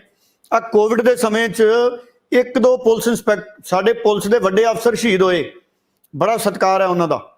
ਆ ਜਗਰਾਉਂ 'ਚ ਵੀ ਸ਼ਹੀਦ ਹੋਏ ਸੀ 2, ਉਹਨਾਂ ਦਾ ਵੀ ਬੜਾ ਸਤਿਕਾਰ ਹੈ। ਲੈ ਉਹਨਾਂ ਦੇ ਪਰਿਵਾਰਾਂ ਨੂੰ ਤੁਰੰਤ ਨੌਕਰੀ ਦਿੱਤੀ ਕਿ ਨਹੀਂ ਦਿੱਤੀ ਮੈਨੂੰ ਦੱਸੋ। ਨਾਲ ਹੀ ਐਲਾਨ ਕਰ ਦਿੰਦੇ ਨੇ ਵੀ ਲਓ ਜੀ। ਤੇ ਕਿਸਾਨਾਂ ਨੂੰ ਵੀ ਉਸੇ ਤਰ੍ਹਾਂ ਦਾ ਰਵੱਈਆ ਸਰਕਾਰ ਨੂੰ ਰੱਖਣਾ ਚਾਹੀਦਾ। ਕਿਸਾਨ ਸ਼ਹੀਦ ਹੋਵੇ, ਤੁਰੰਤ ਉਹਦੇ ਪਰਿਵਾਰ ਨੂੰ ਮੁਆਵਜ਼ਾ ਤੇ ਚਿੱਠੀ ਜਿਹੜੀ ਹੈ ਉਹਨਾਂ ਨੂੰ ਸਰਕਾਰੀ ਨੌਕਰੀ ਦੀ ਦਿੱਤੀ ਜਾਣੀ ਚਾਹੀਦੀ ਹੈ। ਬਾਕੀ ਮੈਂ ਫਿਰ ਬਾਰ-ਬਾਰ ਕਹਿਣਾ, ਦੇਖੋ ਮੈਂ ਆਉਂਦੇ ਦਿਨਾਂ ਦੇ ਵਿੱਚ ਇੱਕ ਨਵੇਂ ਮਾਫੀਆ ਦਾ ਪਰਦਾਫਾਸ਼ ਕਰਨਾ ਪੰਜਾਬ 'ਚ ਗਗਨ ਜੀ। ਹਜੇ ਤੱਕ ਅਸੀਂ ਰੇਤ ਮਾਫੀਆ ਸੁਣਿਆ, ਪਾਣੀ ਦਾ ਮਾਫੀਆ ਸੁਣਿਆ, ਅਸੀਂ ਸ਼ਰਾਬ ਦਾ ਮਾਫੀਆ ਸੁਣਿਆ, ਪਾਣੀ ਮਤਲਬ ਕੌੜਾ ਪਾਣੀ, ਸ਼ਰਾਬ ਦਾ ਮਾਫੀਆ ਸੁਣਿਆ, ਅਸੀਂ ਹੋਰ ਕਈ ਤਰ੍ਹਾਂ ਦੇ ਮਾਫੀਆ ਸੁਣੇ, ਜ਼ਮੀਨ ਮਾਫੀਆ ਸੁਣਿਆ। ਇੱਕ ਨਵੀਂ ਤਰ੍ਹਾਂ ਦਾ ਮਾਫੀਆ ਹਜ਼ਾਰਾਂ ਕਰੋੜ ਰੁਪਏ ਦਾ ਪੰਜਾਬ ਦੇ ਖਜ਼ਾਨੇ ਨੂੰ ਉਹਦੇ ਨਾਲ ਚੂਨਾ ਲੱਗ ਸਕਦਾ ਤੇ ਲੱਗਣਾ ਸ਼ੁਰੂ ਹੋ ਗਿਆ। ਹੋ ਸਕਦਾ ਮੈਂ ਸੋਮਵਾਰ ਨੂੰ ਉਸ ਨਵੇਂ ਮਾਫੀਏ ਦੇ ਉੱਤੇ ਖੁਲਾਸਾ ਕਰਾਂ, ਮੈਂ ਉਹਦੇ ਤੇ ਤਿਆਰੀ ਕਰ ਰਿਹਾ। ਸੋ ਸਰਕਾਰ ਨੂੰ ਸਰਕਾਰੀ ਖਜ਼ਾਨੇ 'ਚ ਪੈਸਾ ਸਾਂਭੇ ਖੋਰਾ ਲੱਗ ਰਿਹਾ ਪੈਸੇ ਨੂੰ, ਤੇ ਫਿਰ ਇਹੋ ਜਿਹੀਆਂ ਨੌਕਰੀਆਂ ਬੜੀ ਆਸਾਨੀ ਨਾਲ ਦਿੱਤੀਆਂ ਜਾ ਸਕਦੀਆਂ ਨੇ ਔਰ ਸਭ ਨੂੰ ਦੇਣੀਆਂ ਚਾਹੀਦੀਆਂ। ਘਰ ਘਰ ਨੌਕਰੀ ਵੀ ਦਿੱਤੀ ਜਾਣੀ ਚਾਹੀਦੀ ਔਰ ਸਮੁੱਚੀ ਕਿਸਾਨੀ ਦੇ ਕਰਜ਼ੇ ਦੀ ਮਾਫੀ ਵਾਲੇ ਪਾਸੇ ਚੱਲਣਾ ਚਾਹੀਦਾ ਸਾਨੂੰ। ਬਿਲਕੁਲ, ਸੋ ਜ਼ਰੂਰ ਹੈ ਕਿ ਜੋ ਕੁਝ ਕਿਸਾਨਾਂ ਨੂੰ ਨੌਕਰੀ ਦਿੱਤੀ ਜਾ ਰਹੀ ਹੈ, ਇਸ ਦੇ ਉੱਤੇ ਪਹਿਲਾਂ ਰਾਜਕੁਮਾਰ ਵੇਰਕਾ ਦੀ ਵੀ ਚਰਚਾ ਸੁਣਦੇ ਹਾਂ ਤੇ ਉਸ ਤੋਂ ਬਾਅਦ ਬੇਰੁਜ਼ਗਾਰੀ ਦੇ ਹਾਲਾਤ ਕਿਹੋ ਜਿਹੇ ਨੇ ਦੇਸ਼ ਤੇ ਪੰਜਾਬ ਦੇ ਵਿੱਚ, ਉਸ ਦੇ ਉੱਤੇ ਵੀ ਟਿੱਪਣੀ ਲਵਾਂਗੇ। ਮੁੱਖ ਮੰਤਰੀ ਜੀ ਨੇ ਕਿਸਾਨਾਂ ਦਾ ਸੱਚਾ ਹਮਦਰਦ ਹੋਣ ਦਾ ਸਬੂਤ ਦਿੱਤਾ ਹੈ।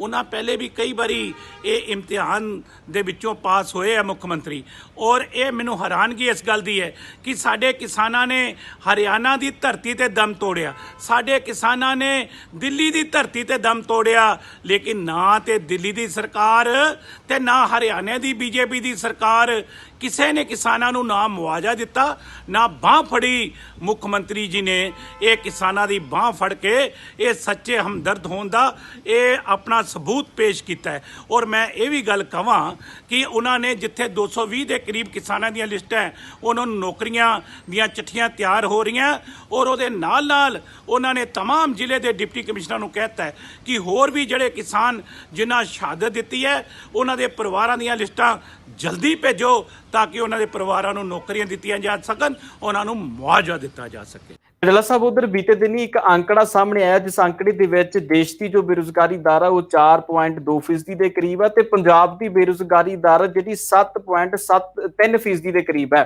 ਸੋ ਕਿੱਦਾਂ ਵੇਖ ਰਹੇ ਹੋ, ਆਲੇ ਦੁਆਲੇ ਦੇ ਸਾਰੇ ਸੂਬਿਆਂ ਨਾਲ ਵੱਧ ਬੇਰੁਜ਼ਗਾਰੀ ਪੰਜਾਬ ਦੇ ਵਿੱਚ ਹੈ ਤੇ ਨਾਰਾ ਪੰਜਾਬ ਦੇ ਵਿੱਚੋਂ ਹੀ ਗਿਆ ਸੀ ਕਿ ਘਰ ਘਰ ਨੌਕਰੀ ਦਿੱਤੀ ਜਾਊਗੀ। ਇਹ ਜੋ ਬੇਰੁਜ਼ਗਾਰੀ ਦੇ ਨਵੇਂ ਅੰਕੜੇ ਨੇ, ਅੰਕੜੇ ਤੋਂ ਤੁਸੀਂ ਕੀ ਸਮਝ ਰਹੇ?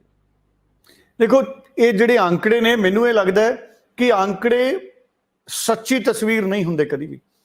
ਅੰਕੜੇ ਸੰਕੇਤ ਮਾਤਰ ਹੁੰਦੇ ਨੇ। ਇਹ 7.73 ਬੇਰੁਜ਼ਗਾਰੀ ਦੀ ਦਰ ਦੀ ਕੱਲ ਦੀ ਚਰਚਾ ਹੋ ਰਹੀ ਹੈ। ਬੇਰੁਜ਼ਗਾਰੀ ਹੱਦਾਂ ਟੱਪੀ ਬੈਠੀ ਹੈ ਕਹਿੰਦੀ। ਕੋਵਿਡ ਨੇ ਬੇਰੁਜ਼ਗਾਰੀ ਬਹੁਤ ਵਧਾਤੀ ਔਰ ਘਰ ਘਰ ਨੌਕਰੀ ਵਾਲੇ ਵਾਅਦਿਆਂ ਦਾ ਜਲੂਸ ਨਿਕਲਿਆ ਪਿਆ। ਇਸ ਕਰਕੇ ਬੇਰੁਜ਼ਗਾਰੀ ਬਹੁਤ ਗੰਭੀਰ ਸਮੱਸਿਆ ਹੈ। ਸਿੱਧੂ ਦੀ ਰੇਤੇ ਵਾਲੀ ਪਾਲਿਸੀ ਹੈ, ਕਿੰਨੇ ਬੇਰੁਜ਼ਗਾਰਾਂ ਨੂੰ ਰੇਤਾ ਢੋਣ ਦਾ ਕੰਮ ਮਿਲ ਸਕਦਾ ਹੈ। ਸਰਕਾਰ ਕਰੇ ਸਾਰਾ ਕੁਝ ਸਰਕਾਰੀ ਕੰਟਰੋਲ 'ਚ, ਸਰਕਾਰੀ ਪਰਚੀ ਕਟਾਓ, ਆਪਣੀ ਟਰਾਲੀ 'ਚ ਰੇਤਾ ਭਰੋ ਤੇ ਵੇਚੋ। ਜਿਵੇਂ ਕਿਸੇ ਸਮੇਂ ਰੇਤਾ ਚੁੰਗੀ ਲੱਗਦੀ ਸੀ ਕਾਰਪੋਰੇਸ਼ਨ ਦੀ, ਕਾਰਪੋਰੇਸ਼ਨ ਨੂੰ ਚੁੰਗੀ ਕਟਾਓ ਤੇ ਆਪਣਾ ਰੇਤੇ ਦੀ ਟਰਾਲੀ ਵੇਚੋ। ਕਿੰਨਾ ਸਸਤਾ ਰੇਤਾ ਸੀ ਔਰ ਰੁਜ਼ਗਾਰ ਲੋਕਾਂ ਦਾ ਸਿੱਧਾ ਜੁੜਿਆ ਹੋਇਆ ਸੀ। ਮੈਂ ਅੱਗੇ ਵੀ ਇੱਕ ਦਿਨ ਦੱਸਿਆ ਸੀ ਕਿ ਜਦੋਂ ਮੈਂ ਸਕੂਲ 'ਚ ਪੜ੍ਹਦਾ ਸੀ 8ਵੀਂ 9ਵੀਂ 10ਵੀਂ 'ਚ, ਮੇਰਾ ਇੱਕ ਦੋਸਤ ਸੀ, ਉਹਦੇ ਨਾਲ ਮੈਂ ਕਈ ਵਾਰੀ ਰੇਤੇ ਦੀ ਟਰਾਲੀ ਭਰਨ ਗਿਆ ਸੀ। ਔਰ ਸਤਲੁਜ ਕੋਲੇ ਲੁਧਿਆਣੇ ਅੱਗੇ ਆ ਗੰਨੇ ਪਿੰਡ ਵਾਲੇ ਪਾਸਿਓਂ ਰੇਤਾ ਮਿਲਦਾ ਸੀ ਉਦੋਂ। ਹੁਣ ਉਦੋਂ ਮੈਂ ਛੋਟਾ ਬੱਚਾ ਸੀ, ਮੈਨੂੰ ਪਤਾ ਨਹੀਂ ਸੀ ਵੀ ਉਹ ਖੱਡਾਂ ਸਰਕਾਰੀ ਸੀ ਜਾਂ ਉਦੋਂ ਕਿਹੋ ਜਿਹੇ ਪ੍ਰਬੰਧ ਸੀ, ਪਰ ਇੰਨਾ ਪਤਾ ਹੈ ਕਿ ਸਤਲੁਜ ਕੋਲੇ ਚੁੰਗੀ ਕਟਾਉਂਦੇ ਸੀ ਅਸੀਂ ਕਾਰਪੋਰੇਸ਼ਨ ਦੀ, ਰੇਤੇ ਦੀ ਚੁੰਗੀ ਕੱਟਦੇ ਸੀ ਤੇ ਫਿਰ ਜਾਂਦੇ ਸੀ ਅੱਗੇ। ਹੁਣ ਰੇਤੇ 'ਚ ਕੀ ਹੈ, ਹੁਣ ਤਾਂ ਸਥਿਤੀ ਇੰਨੀ ਖਤਰਨਾਕ ਹੋਈ ਪਈ ਹੈ। ਇਹ ਸਾਰਾ ਪੈਸਾ ਸਰਕਾਰੀ ਖਜ਼ਾਨੇ 'ਚ ਆਵੇ, ਸ਼ਰਾਬ ਸਰਕਾਰੀ ਤੌਰ ਤੇ ਵਿਕੇ, ਨਾਲੇ ਰੁਜ਼ਗਾਰ ਹੈ ਨਾਲੇ ਕਮਾਈ ਹੈ, ਪਾਣੀ ਤੋਂ ਵੀ ਹੋਰ ਕੰਮ ਤੋਂ ਵੀ। ਅੱਜ ਮੈਂ ਕੁਝ ਵਪਾਰਕ ਲੋਕਾਂ ਨਾਲ ਮੇਰੀ ਮੁਲਾਕਾਤ ਹੋਈ ਗਗਨ ਕੱਲ, ਹੁਣ ਤਾਂ ਚਲੋ ਰਾਤ ਦੇ 12:30 ਪੌਣੇ 1 ਹੋ ਗਿਆ। ਵਪਾਰਕ ਲੋਕਾਂ ਨਾਲ ਮੁਲਾਕਾਤ ਹੋਈ, ਮੈਨੂੰ ਪਤਾ ਲੱਗਿਆ ਤਮਿਲਨਾਡੂ ਦੇ ਵਿੱਚ ਜਾਂ ਕਿਸੇ ਇੱਕ ਸੂਬੇ 'ਚ ਸਰਕਾਰੀ ਕੇਬਲ ਚੱਲ ਰਹੀ ਹੈ ਔਰ ਸਰਕਾਰੀ ਕੇਬਲ ਪ੍ਰੋਫਿਟ 'ਚ ਹੈ, ਸਰਕਾਰ ਦੇ ਖਜ਼ਾਨੇ 'ਚ ਪੈਸਾ ਆਉਂਦਾ। ਪੰਜਾਬ 'ਚ ਕਿਉਂ ਨਹੀਂ ਚੱਲ ਸਕਦੀ? ਕਿੱਡਾ ਰੁਜ਼ਗਾਰ ਹੈ। ਬਿਲਕੁਲ, ਪੰਜਾਬ 'ਚ 12,000 ਤੋਂ ਵੱਧ ਪਿੰਡ ਨੇ, ਇੱਕ ਪਿੰਡ 'ਚ ਇੱਕ ਸਰਕਾਰੀ ਕੇਬਲ ਚੱਲ ਸਕਦੀ ਹੈ। ਇੱਕ ਪਿੰਡ ਦੀ ਕੇਬਲ ਕਿੰਨੇ ਲੋਕਾਂ ਨੂੰ ਰੁਜ਼ਗਾਰ ਦਊਗੀ ਨਾਲ ਦੇਖੋ ਤੁਸੀਂ। ਤੇ ਸ਼ਹਿਰਾਂ 'ਚ ਦੇਖ ਲਓ ਕਿੰਨੇ ਲੋਕਾਂ ਨੂੰ ਰੁਜ਼ਗਾਰ ਦਊਗੀ। ਇੱਕ ਵਾਰਡ ਦੇ ਵਿੱਚ 3 ਕੇਬਲਾਂ ਚੱਲ ਸਕਦੀਆਂ ਨੇ। 70 ਵਾਰਡ ਨੇ, ਮੈਂ ਇੱਕ ਵਾਰਡ ਨੂੰ ਪਿੰਡ ਹੀ ਮੰਨਦਾ। ਸੋ ਗੱਲ ਇਹ ਹੈ ਵੀ ਸਰਕਾਰੀਕਰਨ ਨੂੰ ਵਧਾਉਣਾ ਪੈਣਾ। ਨਿੱਜੀਕਰਨ ਵਾਲਿਆਂ ਨੂੰ ਕਹੋ ਤੁਸੀਂ ਨਿੱਜੀਕਰਨ ਕਰਦੇ ਰਹੋ, ਚਲਾਓ ਆਪਣੀਆਂ ਪ੍ਰਾਈਵੇਟ ਕੰਪਨੀਆਂ, ਪ੍ਰਾਈਵੇਟ ਕੇਬਲਾਂ, ਖੋਲੋ ਕੰਮ। ਡਾਕਟਰ ਮਨਮੋਹਨ ਸਿੰਘ ਦੀਆਂ ਜਿਹੜੀਆਂ ਆਰਥਿਕ ਉਦਾਰੀਕਰਨ ਦੀਆਂ ਨੀਤੀਆਂ ਸੀ ਨਾ, ਉਹ ਆਰਥਿਕ ਉਦਾਰੀਕਰਨ ਦੀਆਂ ਡਾਕਟਰ ਮਨਮੋਹਨ ਸਿੰਘ ਦੀਆਂ ਨੀਤੀਆਂ ਸਾਡੇ ਸੂਬਿਆਂ ਨੇ ਅਮਲ 'ਚ ਨਹੀਂ ਲਿਆਂਦੀਆਂ।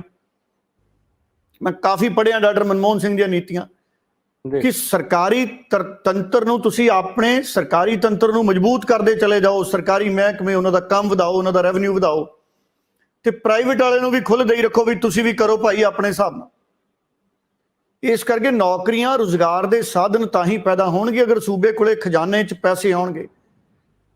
ਹੁਣ ਇੱਥੇ ਮੰਤਰੀ ਵਧੀ ਜਾਂਦੇ ਨੇ, ਕੈਬਨਿਟ ਮੰਤਰੀ ਲਾ ਦਿਓ ਜੀ, ਕੈਬਨਿਟ ਰੈਂਕ ਦੇ ਦਿਓ ਜੀ, ਇਹ ਤਨਖਾਹ 1 ਰੁਪਏ ਲਊਗਾ ਜੀ, ਪਰ ਇਹਨੂੰ ਦਫ਼ਤਰ ਵੀ ਦੇ ਦਿਓ ਜੀ, ਉਹ 'ਚ ਅਮਲਾ ਮੁਲਾਜ਼ਮ ਦੇ ਦਿਓ ਜੀ। ਤੇ ਸਰੋਤ ਕੁਦਰਤੀ ਪੈਸੇ ਮਾਲੀਆ ਵਧਾਉਣ ਨਾਲ ਇਹ ਕੈਪਟਨ ਅਮਰਿੰਦਰ ਨੂੰ ਚਾਹੀਦਾ ਇੱਕ ਅੱਧਾ ਸਲਾਹਕਾਰ ਰੱਖਣ ਜਿਹੜਾ ਪੰਜਾਬ ਸਰਕਾਰ ਦਾ ਮਾਲੀਆ ਵਧਾ ਕੇ ਦੇਵੇ। ਉਹਨੂੰ ਭਾਵੇਂ 50,000 ਰੁਪਈਆ ਤਨਖਾਹ ਦੇ ਦੇਣ ਇੱਕ ਕਮਰਾ ਸਰਕਾਰੀ ਚੰਡੀਗੜ੍ਹ, ਪਰ ਉਹਨੂੰ ਟੀਚਾ ਹੋਵੇ ਵੀ ਕਮ ਸੇ ਕਮ ਜ਼ਿਆਦਾ ਨਹੀਂ ਤੇ 100 ਕਰੋੜ ਰੁਪਇਆ ਮਹੀਨੇ ਦਾ ਪੰਜਾਬ ਦੇ ਖਜ਼ਾਨੇ 'ਚ ਪੈਦਾ ਕਰਕੇ ਦਿਓ, ਜਾਇਜ਼ ਤਰੀਕੇ ਨਾਲ, ਟੈਕਸ ਲਾ ਕੇ ਨਹੀਂ ਵੀ ਸਵੇਰੇ ਉੱਠਦੇ ਹੀ ਟੈਕਸ ਲਾ ਦਿਓ ਵੀ ਲਓ ਜੀ ਟੈਕਸ ਲਾਤਾ। ਕੁਦਰਤੀ ਸਰੋਤਾਂ ਦੀ ਮਾਰਕੀਟਿੰਗ ਕਰਕੇ ਉਸ ਪਾਸੇ ਸੋਚਣ ਦੀ ਲੋੜ ਹੈ ਇਸ ਵਕਤ ਗਗਨ ਜੀ, ਤਾਂ ਪੰਜਾਬ ਹੈ ਜਿਹੜਾ ਉਹ ਸਿਹਤਮੰਦ ਸੂਬੇ ਵਾਲੇ ਪਾਸੇ ਜਾਊ।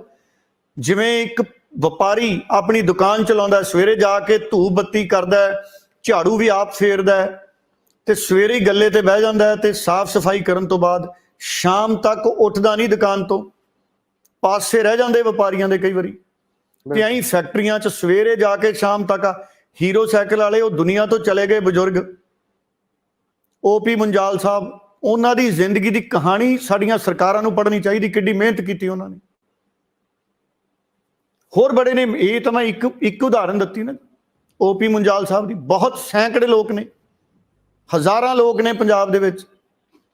ਛੋਟਾ ਛੋਟਾ ਨਟ ਬਣਾਉਂਦੇ ਨੇ, ਇੱਕ ਨਟ ਗਗਨ ਸਾਡੇ ਲੀਡਰ ਕਹਿ ਦਿੰਦੇ ਨੇ ਇਹਦੀ ਚੂੜੀ ਕੱਸ ਦਿਓ, ਬੜਾ ਬੋਲਦਾ, ਉਹ ਅਸਲੀ ਚੂੜੀ ਬਣਾਉਂਦੇ ਕਸਣ ਵਾਲੀ, ਨਟ ਤੇ ਚੂੜੀ ਪੈਂਦੀ ਜਿਹੜੀ, ਔਰ ਕਿੱਡੀ ਮਿਹਨਤ ਕਰਦੇ ਨੇ, ਹਜ਼ਾਰਾਂ ਲੋਕ ਉੱਥੇ ਕੰਮ ਕਰਦੇ ਨੇ। ਸਰਕਾਰ ਕਿਉਂ ਨਹੀਂ ਕਰ ਸਕਦੀ? ਮੈਨੂੰ ਸੁਖਬੀਰ ਬਾਦਲ ਯਾਦ ਆ ਜਾਂਦਾ, ਦੁਬਈ ਦੇ ਗੇੜੇ, ਕਦੀ ਕਿਤੋਂ ਦੇ ਗੇੜੇ ਵੀ, ਇੱਥੇ ਆਪਾਂ ਸਾਈਕਲ ਵੈਲੀ ਬਣਾਵਾਂਗੇ, ਇੱਥੇ ਉਦਯੋਗ ਆਊਗਾ, ਕਦੀ ਵੱਡੇ ਵੱਡੇ ਉਦਯੋਗਪਤੀ। ਤੁਸੀਂ ਦੱਸੋ ਕਿਹੜੇ ਉਦਯੋਗ ਲੱਗੇ ਪੰਜਾਬ 'ਚ? ਸੋ ਇੱਥੇ ਪੰਜਾਬ ਰੰਗਲਾ ਪੰਜਾਬ ਤਾਂ ਹੋਣਾ ਚਾਹੀਦਾ ਸੀ ਵੀ ਉਦਯੋਗ ਵਾਲੇ ਪਾਸੇ ਉਦਯੋਗ ਹੈ, ਖੇਡਾਂ ਵਾਲੇ ਪਾਸੇ ਖੇਡਾਂ ਹੀ ਖੇਡਾਂ ਨੇ।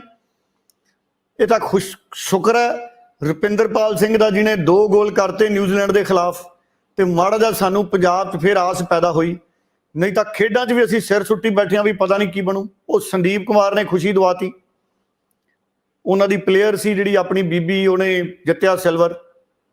ਬਿਲਕੁਲ। ਸੋ ਇਸ ਕਰਕੇ ਸਾਨੂੰ ਬਹੁਤ ਸੰਭਾਵਨਾਵਾਂ ਨੇ। ਬੇਰੁਜ਼ਗਾਰੀ ਇਸ ਕਰਕੇ ਵੱਧਦੀ ਵੀ, ਅਸੀਂ ਸਰਕਾਰ ਪੈਸਾ ਕਮਾਉਣ ਵਾਲੇ ਪਾਸੇ ਕੰਮ ਹੀ ਨਹੀਂ ਕਰਦੀ। ਸਰਕਾਰ ਇਹ ਸੋਚੇ ਵੀ ਪੂਰੇ ਪੰਜਾਬ 'ਚ ਮੈਂ ਉਦਯੋਗੀਕਰਨ ਕਰਨਾ, ਕੱਲਾ ਇਹ ਕਹਿ ਦੇਣਾ ਵੀ ਅਸੀਂ ਪਿੰਡਾਂ ਦੀਆਂ ਜ਼ਮੀਨਾਂ ਉਦਯੋਗਾਂ ਨੂੰ ਦੇ ਦਿਆਂਗੇ ਜੀ, ਫੈਕਟਰੀਆਂ ਲੱਗਣਗੀਆਂ, ਕਿਸੇ ਨੇ ਨਹੀਂ ਲੈਣੀਆਂ। ਉਹ ਜ਼ਮੀਨ ਲੈ ਕੇ 4 ਦੀਵਾਰੀ ਕਰਕੇ ਰੱਖ ਦਿੰਦੇ ਵੀ 10-15 ਸਾਲਾਂ ਤੱਕ ਫਾਰਮ ਹਾਊਸ ਬਣਾ ਦਾਂਗੇ ਚਾਚੇ ਦੇ ਮੁੰਡੇ ਨੂੰ। ਇਹੋ ਜਿਹੀਆਂ ਸੋਚਾਂ ਨਾਲ ਬਹੁਤ ਸਾਰੇ ਲੋਕ ਬੈਠੇ ਨੇ। ਬਿਲਕੁਲ। ਸੋ ਇਹ ਜ਼ਰੂਰ ਹੈ ਕਿ ਪੰਜਾਬ ਦੀ ਸਿਆਸਤ ਦੇ ਵਿੱਚੋਂ ਹੁਣ ਇਹ ਮਸਲਾ ਬਹੁਤ ਉੱਭਰ ਕੇ ਆਏਗਾ ਕਿ ਪੰਜਾਬ ਦੇ ਵਿੱਚ ਬੇਰੁਜ਼ਗਾਰੀ ਦਰ ਬਹੁਤ ਵੱਡੇ ਪੱਧਰ ਤੇ ਉੱਤੇ ਹੈ। ਇਸ ਨੂੰ ਲੈ ਕੇ ਕੁਝ ਸਿਆਸੀ ਪ੍ਰਤੀਕਰਮ ਵੀ ਤੁਹਾਨੂੰ ਸੁਣਾਉਂਦੇ ਹਾਂ। ਅਨਐਮਪਲੋਇਮੈਂਟ ਜਿਹੜੀ ਨੈਸ਼ਨਲ ਦਰ ਹੈਗੀ ਹੈ 4.8 ਹੈਗੀ ਹੈ, ਔਰ ਪੰਜਾਬ ਦੀ ਮੇਰਾ ਖਿਆਲ ਹੈ ਕਿ ਸਾਰੇ ਭਾਰਤ ਦੇ ਵਿੱਚੋਂ ਵੱਧ ਹੋਣੀ ਹੈ। 7.3 ਜਿਹੜੀ ਹੈ ਇਹ ਬੇਰੁਜ਼ਗਾਰੀ ਦਰ ਜਿਹੜੀ ਹੈ ਪੰਜਾਬ ਦੀ ਉਹ ਪਹੁੰਚ ਚੁੱਕੀ ਹੈ। ਕਾਂਗਰਸ ਪਾਰਟੀ ਦੀ ਸਰਕਾਰ ਵਾਸਤੇ ਮੇਰਾ ਖਿਆਲ ਹੈ ਕਿ ਬੜੀ ਸ਼ਰਮ ਵਾਲੀ ਗੱਲ ਹੋਣੀ ਚਾਹੀਦੀ ਹੈ ਕਿ ਜਿਹੜੀਆਂ ਪੋਸਟਾਂ ਖਾਲੀ ਵੀ ਪਈਆਂ ਨੇ, ਖਾਸ ਕਰਕੇ ਜਿਵੇਂ ਸਰਕਾਰੀ ਸਕੂਲਾਂ 'ਚ ਵੀ ਖਾਲੀ ਪਈਆਂ ਨੇ, ਜਾਂ ਵੱਖ-ਵੱਖ ਦਫ਼ਤਰਾਂ ਦੇ ਵਿੱਚ ਜਿੱਥੇ ਹਰ ਰੋਜ਼ ਜਨਤਾ ਨੂੰ ਕੰਮਾਂ ਦੀ ਲੋੜ ਆ ਉਹ ਖਾਲੀ ਪਈਆਂ ਨੇ, ਸਿਹਤ ਵਿਭਾਗ ਦੇ ਵਿੱਚ ਖਾਲੀ ਪਈਆਂ ਨੇ, ਇਸ ਕਿਸਮ ਦੀਆਂ ਜਿਹੜੀਆਂ ਅਤ ਲੋੜੀ ਦੀਆਂ ਪੋਸਟਾਂ ਉਹ ਵੀ ਖਾਲੀ ਪਈਆਂ ਤੇ ਬਾਕੀ ਜਿਹੜੇ ਰੁਜ਼ਗਾਰ ਦੇ ਮੌਕੇ ਪੈਦਾ ਕਰਨੇ ਜਾਂ ਕੋਈ ਇਨਵੈਸਟਮੈਂਟ ਬਾਹਰੋਂ ਲਿਆਉਣੀ, ਨਵੀਂ ਇੰਡਸਟਰੀ ਲਾਉਣੀ, ਇਹ ਤਾਂ ਬੜੀ ਦੂਰ ਦੀ ਗੱਲ ਹੈ। ਉਹ ਸਿੰਗਲ ਵਿੰਡੋ ਸਿਸਟਮ ਜਿਹੜਾ ਸਾਡੀ ਸਰਕਾਰ ਵੇਲੇ ਸ਼ੁਰੂ ਕੀਤਾ ਹੋਇਆ ਸੀ, ਤੇ ਲੁਧਿਆਣੇ ਦੀ ਇੱਕ ਕੰਪਨੀ ਦੀ ਰਿਪੋਰਟ ਲੱਗੀ ਸੀ ਕਿ 2.5 ਸਾਲ ਉਹਨਾਂ ਦੀ ਫਾਈਲ ਜਿਹੜੀ ਹੈ ਉਹ ਸਰਕਾਰ ਦੇ ਹੁਕਮਾਂ ਨੂੰ ਉਡੀਕਦੀ ਰਹੀ, ਔਰ ਉਹ ਬੰਦਾ ਅੱਕ ਕੇ ਤੇ ਕਿਤੇ ਹੋਰ ਜਾ ਕੇ ਇੰਡਸਟਰੀ ਲਾਉਣ ਬਾਰੇ ਸੋਚਣ ਲੱਗਿਆ। ਇਸ ਕਰਕੇ ਮੌਜੂਦਾ ਸਰਕਾਰ ਦਾ ਹਰ ਫਰੰਟ ਤੇ ਫੇਲ ਹੈ। ਇਹ ਸਾਡੇ ਲਈ ਬੜੀ ਸ਼ਰਮਿੰਦਗੀ ਦਾ ਬਾਇਸ ਹੈ ਕਿ ਜਿਹੜੀ ਅਨਪਲਾਇਮੈਂਟ ਪੰਜਾਬ ਦੀ ਹੈ, ਬੇਰੁਜ਼ਗਾਰੀ ਜਿਹੜੀ ਪੰਜਾਬ ਦੀ ਹੈ, ਉਹ ਦਰ ਨੈਸ਼ਨਲ ਨਾਲੋਂ ਵੀ ਮਤਲਬ 7.3 ਤੇ ਪਹੁੰਚੀ ਹੋਈ ਹੈ, ਜਨ ਨੈਸ਼ਨਲ ਜਿਹੜੀ ਹੈ 4.8 ਹੈ। ਇਹਦੇ ਲਈ ਕੈਪਟਨ ਅਮਰਿੰਦਰ ਸਿੰਘ ਦੀ ਸਰਕਾਰ ਦੀ ਜਵਾਬਦੇਹੀ ਬਣਦੀ ਹੈ। ਦੇਖੋ, ਇਹ ਅਸਲੀਅਤ ਹੈ ਉਹ ਸਰਕਾਰ ਦੀ ਜਿਹੜੀ ਘਰ ਘਰ ਨੌਕਰੀ ਦਾ ਵਾਅਦਾ ਕਰਕੇ ਆਈ ਹੋਵੇ, ਸਵਾਂਗਾ ਕੇ ਆਈ ਹੋਵੇ ਪੰਜਾਬ ਦੇ ਜੀ ਨੌਜਵਾਨਾਂ ਨੂੰ ਸਾਰਿਆਂ ਨੂੰ ਨੌਕਰੀਆਂ ਦੇ ਦੇਣੀਆਂ ਹੋਣ, ਤੇ ਉਹ ਨੈਸ਼ਨਲ ਐਵਰੇਜ ਨਾਲੋਂ ਵੀ ਉੱਥੇ ਬੇਰੁਜ਼ਗਾਰੀ ਸਭ ਤੋਂ ਵੱਧ ਹੋਵੇ। ਤੇ ਉਹ ਸਰਕਾਰ ਅੱਜ ਵੀ ਬੇਰੁਜ਼ਗਾਰੀ ਦਾ ਹੱਲ ਕਰਨ ਦੀ ਬਜਾਏ ਜਿਹੜੇ ਨੌਜਵਾਨ ਪਟਿਆਲੇ ਸਾਰੇ ਧਰਨਿਆਂ ਤੇ ਬੈਠੇ ਆ ਉਹਨਾਂ ਨੂੰ ਨੌਕਰੀਆਂ ਦੇਣ ਦੀ ਬਜਾਏ ਅੱਜ ਵੀ ਕੇਵਲ ਤੇ ਕੇਵਲ ਝੂਠ ਦੇ ਪਲੰਦੇ ਜਿਹੜੇ ਆ ਉਹ ਬਣਾਏ ਜਾ ਰਹੇ ਆ। ਵੱਡੇ ਵੱਡੇ ਬੋਰਡ ਲਵਾਤੇ ਅਖੇ ਜੀ 17 ਲੱਖ ਨੌਕਰੀ ਦੇਤੀ, ਪਰ ਅਸਲੀਅਤ ਅਸੀਂ ਆਰਟੀ ਰਾਹੀਂ ਵੀ ਐਕਸਪੋਜ਼ ਕੀਤੀ ਆ। ਹੁਣ ਵੀ ਆ ਡਾਟੇ ਨੇ ਵੀ ਕਰਤੀ ਕਿ 17 ਲੱਖ ਚੋਂ 11 ਲੱਖ ਤਾਂ ਉਹ ਹੈ ਜਿਨ੍ਹਾਂ ਨੂੰ ਲੋਨ ਦਿੱਤਾ, ਲੋਨ ਦਿੱਤਿਆਂ ਨੂੰ ਵੀ ਕਹਿੰਦੇ ਅਸੀਂ ਨੌਕਰੀ ਦੇਤੀ। ਜਿਹਨੇ ਉਹ ਜਿਹੜੇ ਸਕਿੱਲ ਡਿਵੈਲਪਮੈਂਟ ਵਾਲੇ ਪ੍ਰੋਗਰਾਮ ਚੱਲਦੇ ਆ, ਜਿਹਨੇ ਉਹਦੇ ਚ ਐਨਰੋਲਮੈਂਟ ਵੀ ਕਰਵਾ ਲਈ, ਉਹਨੂੰ ਵੀ ਸਰਕਾਰ ਨੇ ਸ਼ੋਅ ਕਰਤਾ ਵੀ ਅਸੀਂ ਇਹਨਾਂ ਨੂੰ ਰੁਜ਼ਗਾਰ ਮੁਹੱਈਆ ਕਰਵਾਇਆ। ਪਰ ਅਸਲੀਅਤ ਇਹ ਹੈ 10 ਸਾਲ ਪਹਿਲਾਂ ਵੀ ਪੰਜਾਬ ਬੇਰੁਜ਼ਗਾਰੀ ਨਾਲ ਜੂਝਦਾ ਰਿਹਾ। ਜਿਹੜੇ ਪੰਜਾਬ ਦੇ ਨੌਜਵਾਨ ਰੁਜ਼ਗਾਰ ਦੇ ਸਾਧਨ ਪੈਦਾ ਕਰਨੇ ਸੀ, ਸਾਰੀ ਜਿਹੜੀ ਬਾਦਲ ਸਰਕਾਰ ਸੀ ਉਹਨਾਂ ਨੇ ਆਪਦੇ ਚਹੇਤਿਆਂ ਦੇ ਰੁਜ਼ਗਾਰ ਦੇ ਸਾਧਨ ਪੈਦਾ ਕੀਤੇ, ਟਰਾਂਸਪੋਰਟ ਦੀ ਹੋਰ ਕੀ ਤਬਾਹ ਕਰਕੇ ਰੱਖਤਾ। ਉਹੀ ਕੁਝ ਪਿਛਲੇ 4.5 ਸਾਲਾਂ ਤੋਂ ਜਿਹੜੀ ਗੁਟਕਾ ਸਾਹਿਬ ਦੀਆਂ ਸੌਂ ਕਰਕੇ ਸਰਕਾਰ ਆਈ ਸੀ ਉਹਨੇ ਕੀਤਾ। ਜੇ ਨੌਕਰੀਆਂ ਦੇਣ ਦਾ ਕੰਮ ਕੀਤਾ ਤਾਂ ਆਪਦੇ ਚੇਤਿਆਂ ਨੂੰ ਜ਼ਰੂਰ ਦੇਤੀਆਂ, ਆਪਦੇ ਚੇਤਿਆਂ ਨੂੰ ਜ਼ਰੂਰ ਕਾਰੋਬਾਰ ਖੜੇ ਕਰਤੇ।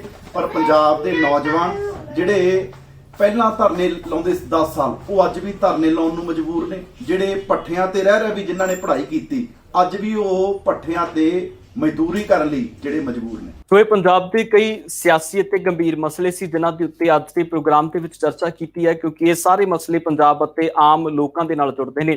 ਸੋ ਅਗਲੇ ਪ੍ਰੋਗਰਾਮਾਂ ਦੇ ਵਿੱਚ ਵੀ ਲਗਾਤਾਰ ਚਰਚਾ ਰੱਖਾਂਗੇ। ਸੋ ਨਵਾਂ ਖੁਲਾਸਾ ਜੋ ਸੁਰਿੰਦਰ ਡੱਲਾ ਜੀ ਹੋਣਾ ਨੇ ਕਰਨਾ ਵੀ ਆਉਣ ਵਾਲੇ ਦਿਨਾਂ ਦੇ ਵਿੱਚ ਬਹੁਤ ਜਲਦ ਤੁਹਾਡੇ ਸਾਹਮਣੇ ਹੋਏਗਾ। ਫਿਲਹਾਲ ਦੇ ਲਈ ਇਜਾਜ਼ਤ ਲਵਾਂਗੇ। ਡੱਲਾ ਸਾਹਿਬ ਬਹੁਤ ਬਹੁਤ ਧੰਨਵਾਦ ਜੀ। ਬਹੁਤ ਧੰਨਵਾਦ ਗਗਨ ਜੀ, ਤੁਹਾਡਾ ਵੀ ਔਰ ਦੁਨੀਆ ਭਰ ਦੇ ਪੰਜਾਬੀਆਂ ਦਾ ਵੀ ਬਹੁਤ ਬਹੁਤ ਧੰਨਵਾਦ।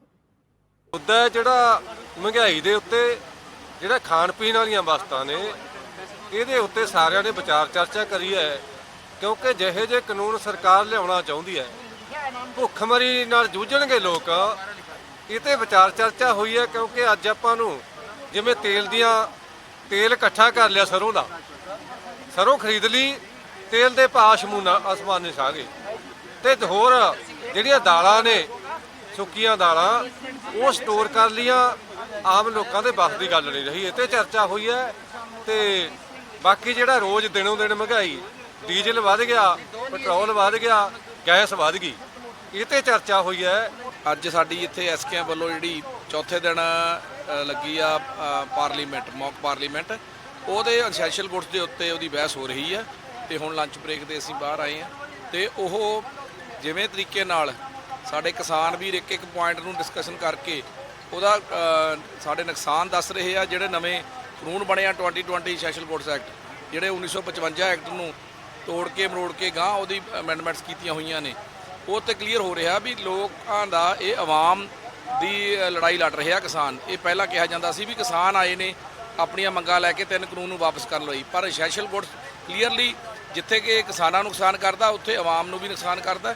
ਤੇ ਆਉਣ ਵਾਲੇ ਵਕਤ ਦੇ ਵਿੱਚ ਜਿਹੜੀ ਉਹ ਫੂਡ ਚੇਨ ਨੂੰ ਜਿਹੜੇ ਵੱਡੇ ਘਰਾਣੇ ਨੇ ਉਹ ਆਪਣੇ ਹੱਥ 'ਚ ਕਰਨਾ ਚਾਹੁੰਦੇ ਨੇ, ਤੇ ਉਸ ਵਾਸਤੇ ਇਹ ਜਿਹੜੇ ਕਾਨੂੰਨ ਬਣਾਏ ਜਾ ਰਹੇ ਨੇ। ਕਿਸਾਨ ਤਾਂ ਇਹਦਾ ਵਿਰੋਧ ਕਰਦੇ ਆ ਕਿਉਂਕਿ ਜਿੱਥੇ ਕਿਸਾਨ ਕ੍ਰਿਸ਼ੀ ਕਰਦੇ ਆ ਉੱਥੇ ਇਹ ਖਪਤਕਾਰ ਵੀ ਨੇ, ਕਈ ਚੀਜ਼ਾਂ ਦਾ ਖਪਤਕਾਰ ਨੇ। ਤਾਂ ਖਪਤਕਾਰ ਜਦੋਂ ਚੀਜ਼ ਮਹਿੰਗੀ ਮਿਲੂਗੀ ਖਾਣ ਵਾਲੀ, ਤਾਂ ਹਰੇਕ ਦੇ ਪਹੁੰਚ ਤੋਂ ਪਰੇ ਹੋ ਜੂਗੀ, ਤਾਂ ਉਹਦਾ ਵੀ ਨੁਕਸਾਨ ਬਹੁਤ ਵੱਡਾ ਲੈਵਲ ਤੇ ਹੋ ਜੂਗਾ। ਜ਼ਰੂਰੀ ਵਸਤਾਂ ਨੇ, ਉਹਨਾਂ ਦੇ ਸੰਬੰਧ ਵਿੱਚ ਅੱਜ ਚਰਚਾ ਹੋਈ ਹੈ, ਕਿਉਂਕਿ ਜ਼ਰੂਰੀ ਵਸਤਾਂ ਦਾ ਸੰਬੰਧ ਵਿੱਚ ਜਿਹੜਾ ਬਿੱਲ ਆ ਰਿਹਾ, ਜਿਹੜੇ 3 ਖੇਤੀ ਵਿਰੋਧੀ ਕਾਨੂੰਨ ਆ ਰਹੇ ਨੇ, ਉਹਨਾਂ ਦੇ ਵਿੱਚ ਜ਼ਰੂਰੀ ਵਸਤੂਆਂ, ਇਹ ਜ਼ਰੂਰੀ ਵਸਤੂਆਂ ਦੇ ਸੰਬੰਧ ਵਿੱਚ ਚਰਚਾ ਹੋਈ ਆ ਵੀ ਜੇਕਰ ਇਹ ਕਾਨੂੰਨ ਰੱਦ ਨਾ ਹੋਏ, ਇਹ ਲਾਗੂ ਹੁੰਦੇ ਨੇ, ਤੇ ਇਹਨਾਂ ਦੇ ਨਾਲ ਜਿਹੜੇ ਜ਼ਖੀਰੇਬਾਜ਼ ਨੇ, ਕਾਰਪੋਰੇਟ ਘਰਾਣੇ ਨੇ, ਉਹ ਜ਼ਰੂਰੀ ਵਸਤੂਆਂ ਦਾ ਸਟਾਕ ਕਰ ਲੈਣਗੇ, ਤੇ ਉਹ ਖਰੀਦ ਕੇ ਜਿਸ ਤਰ੍ਹਾਂ ਕਣਕ, ਝੋਨਾ, ਮੱਕੀ, ਬਾਜਰਾ, ਦਾਲਾਂ, ਸਬਜ਼ੀਆਂ, ਫਰੂਟ,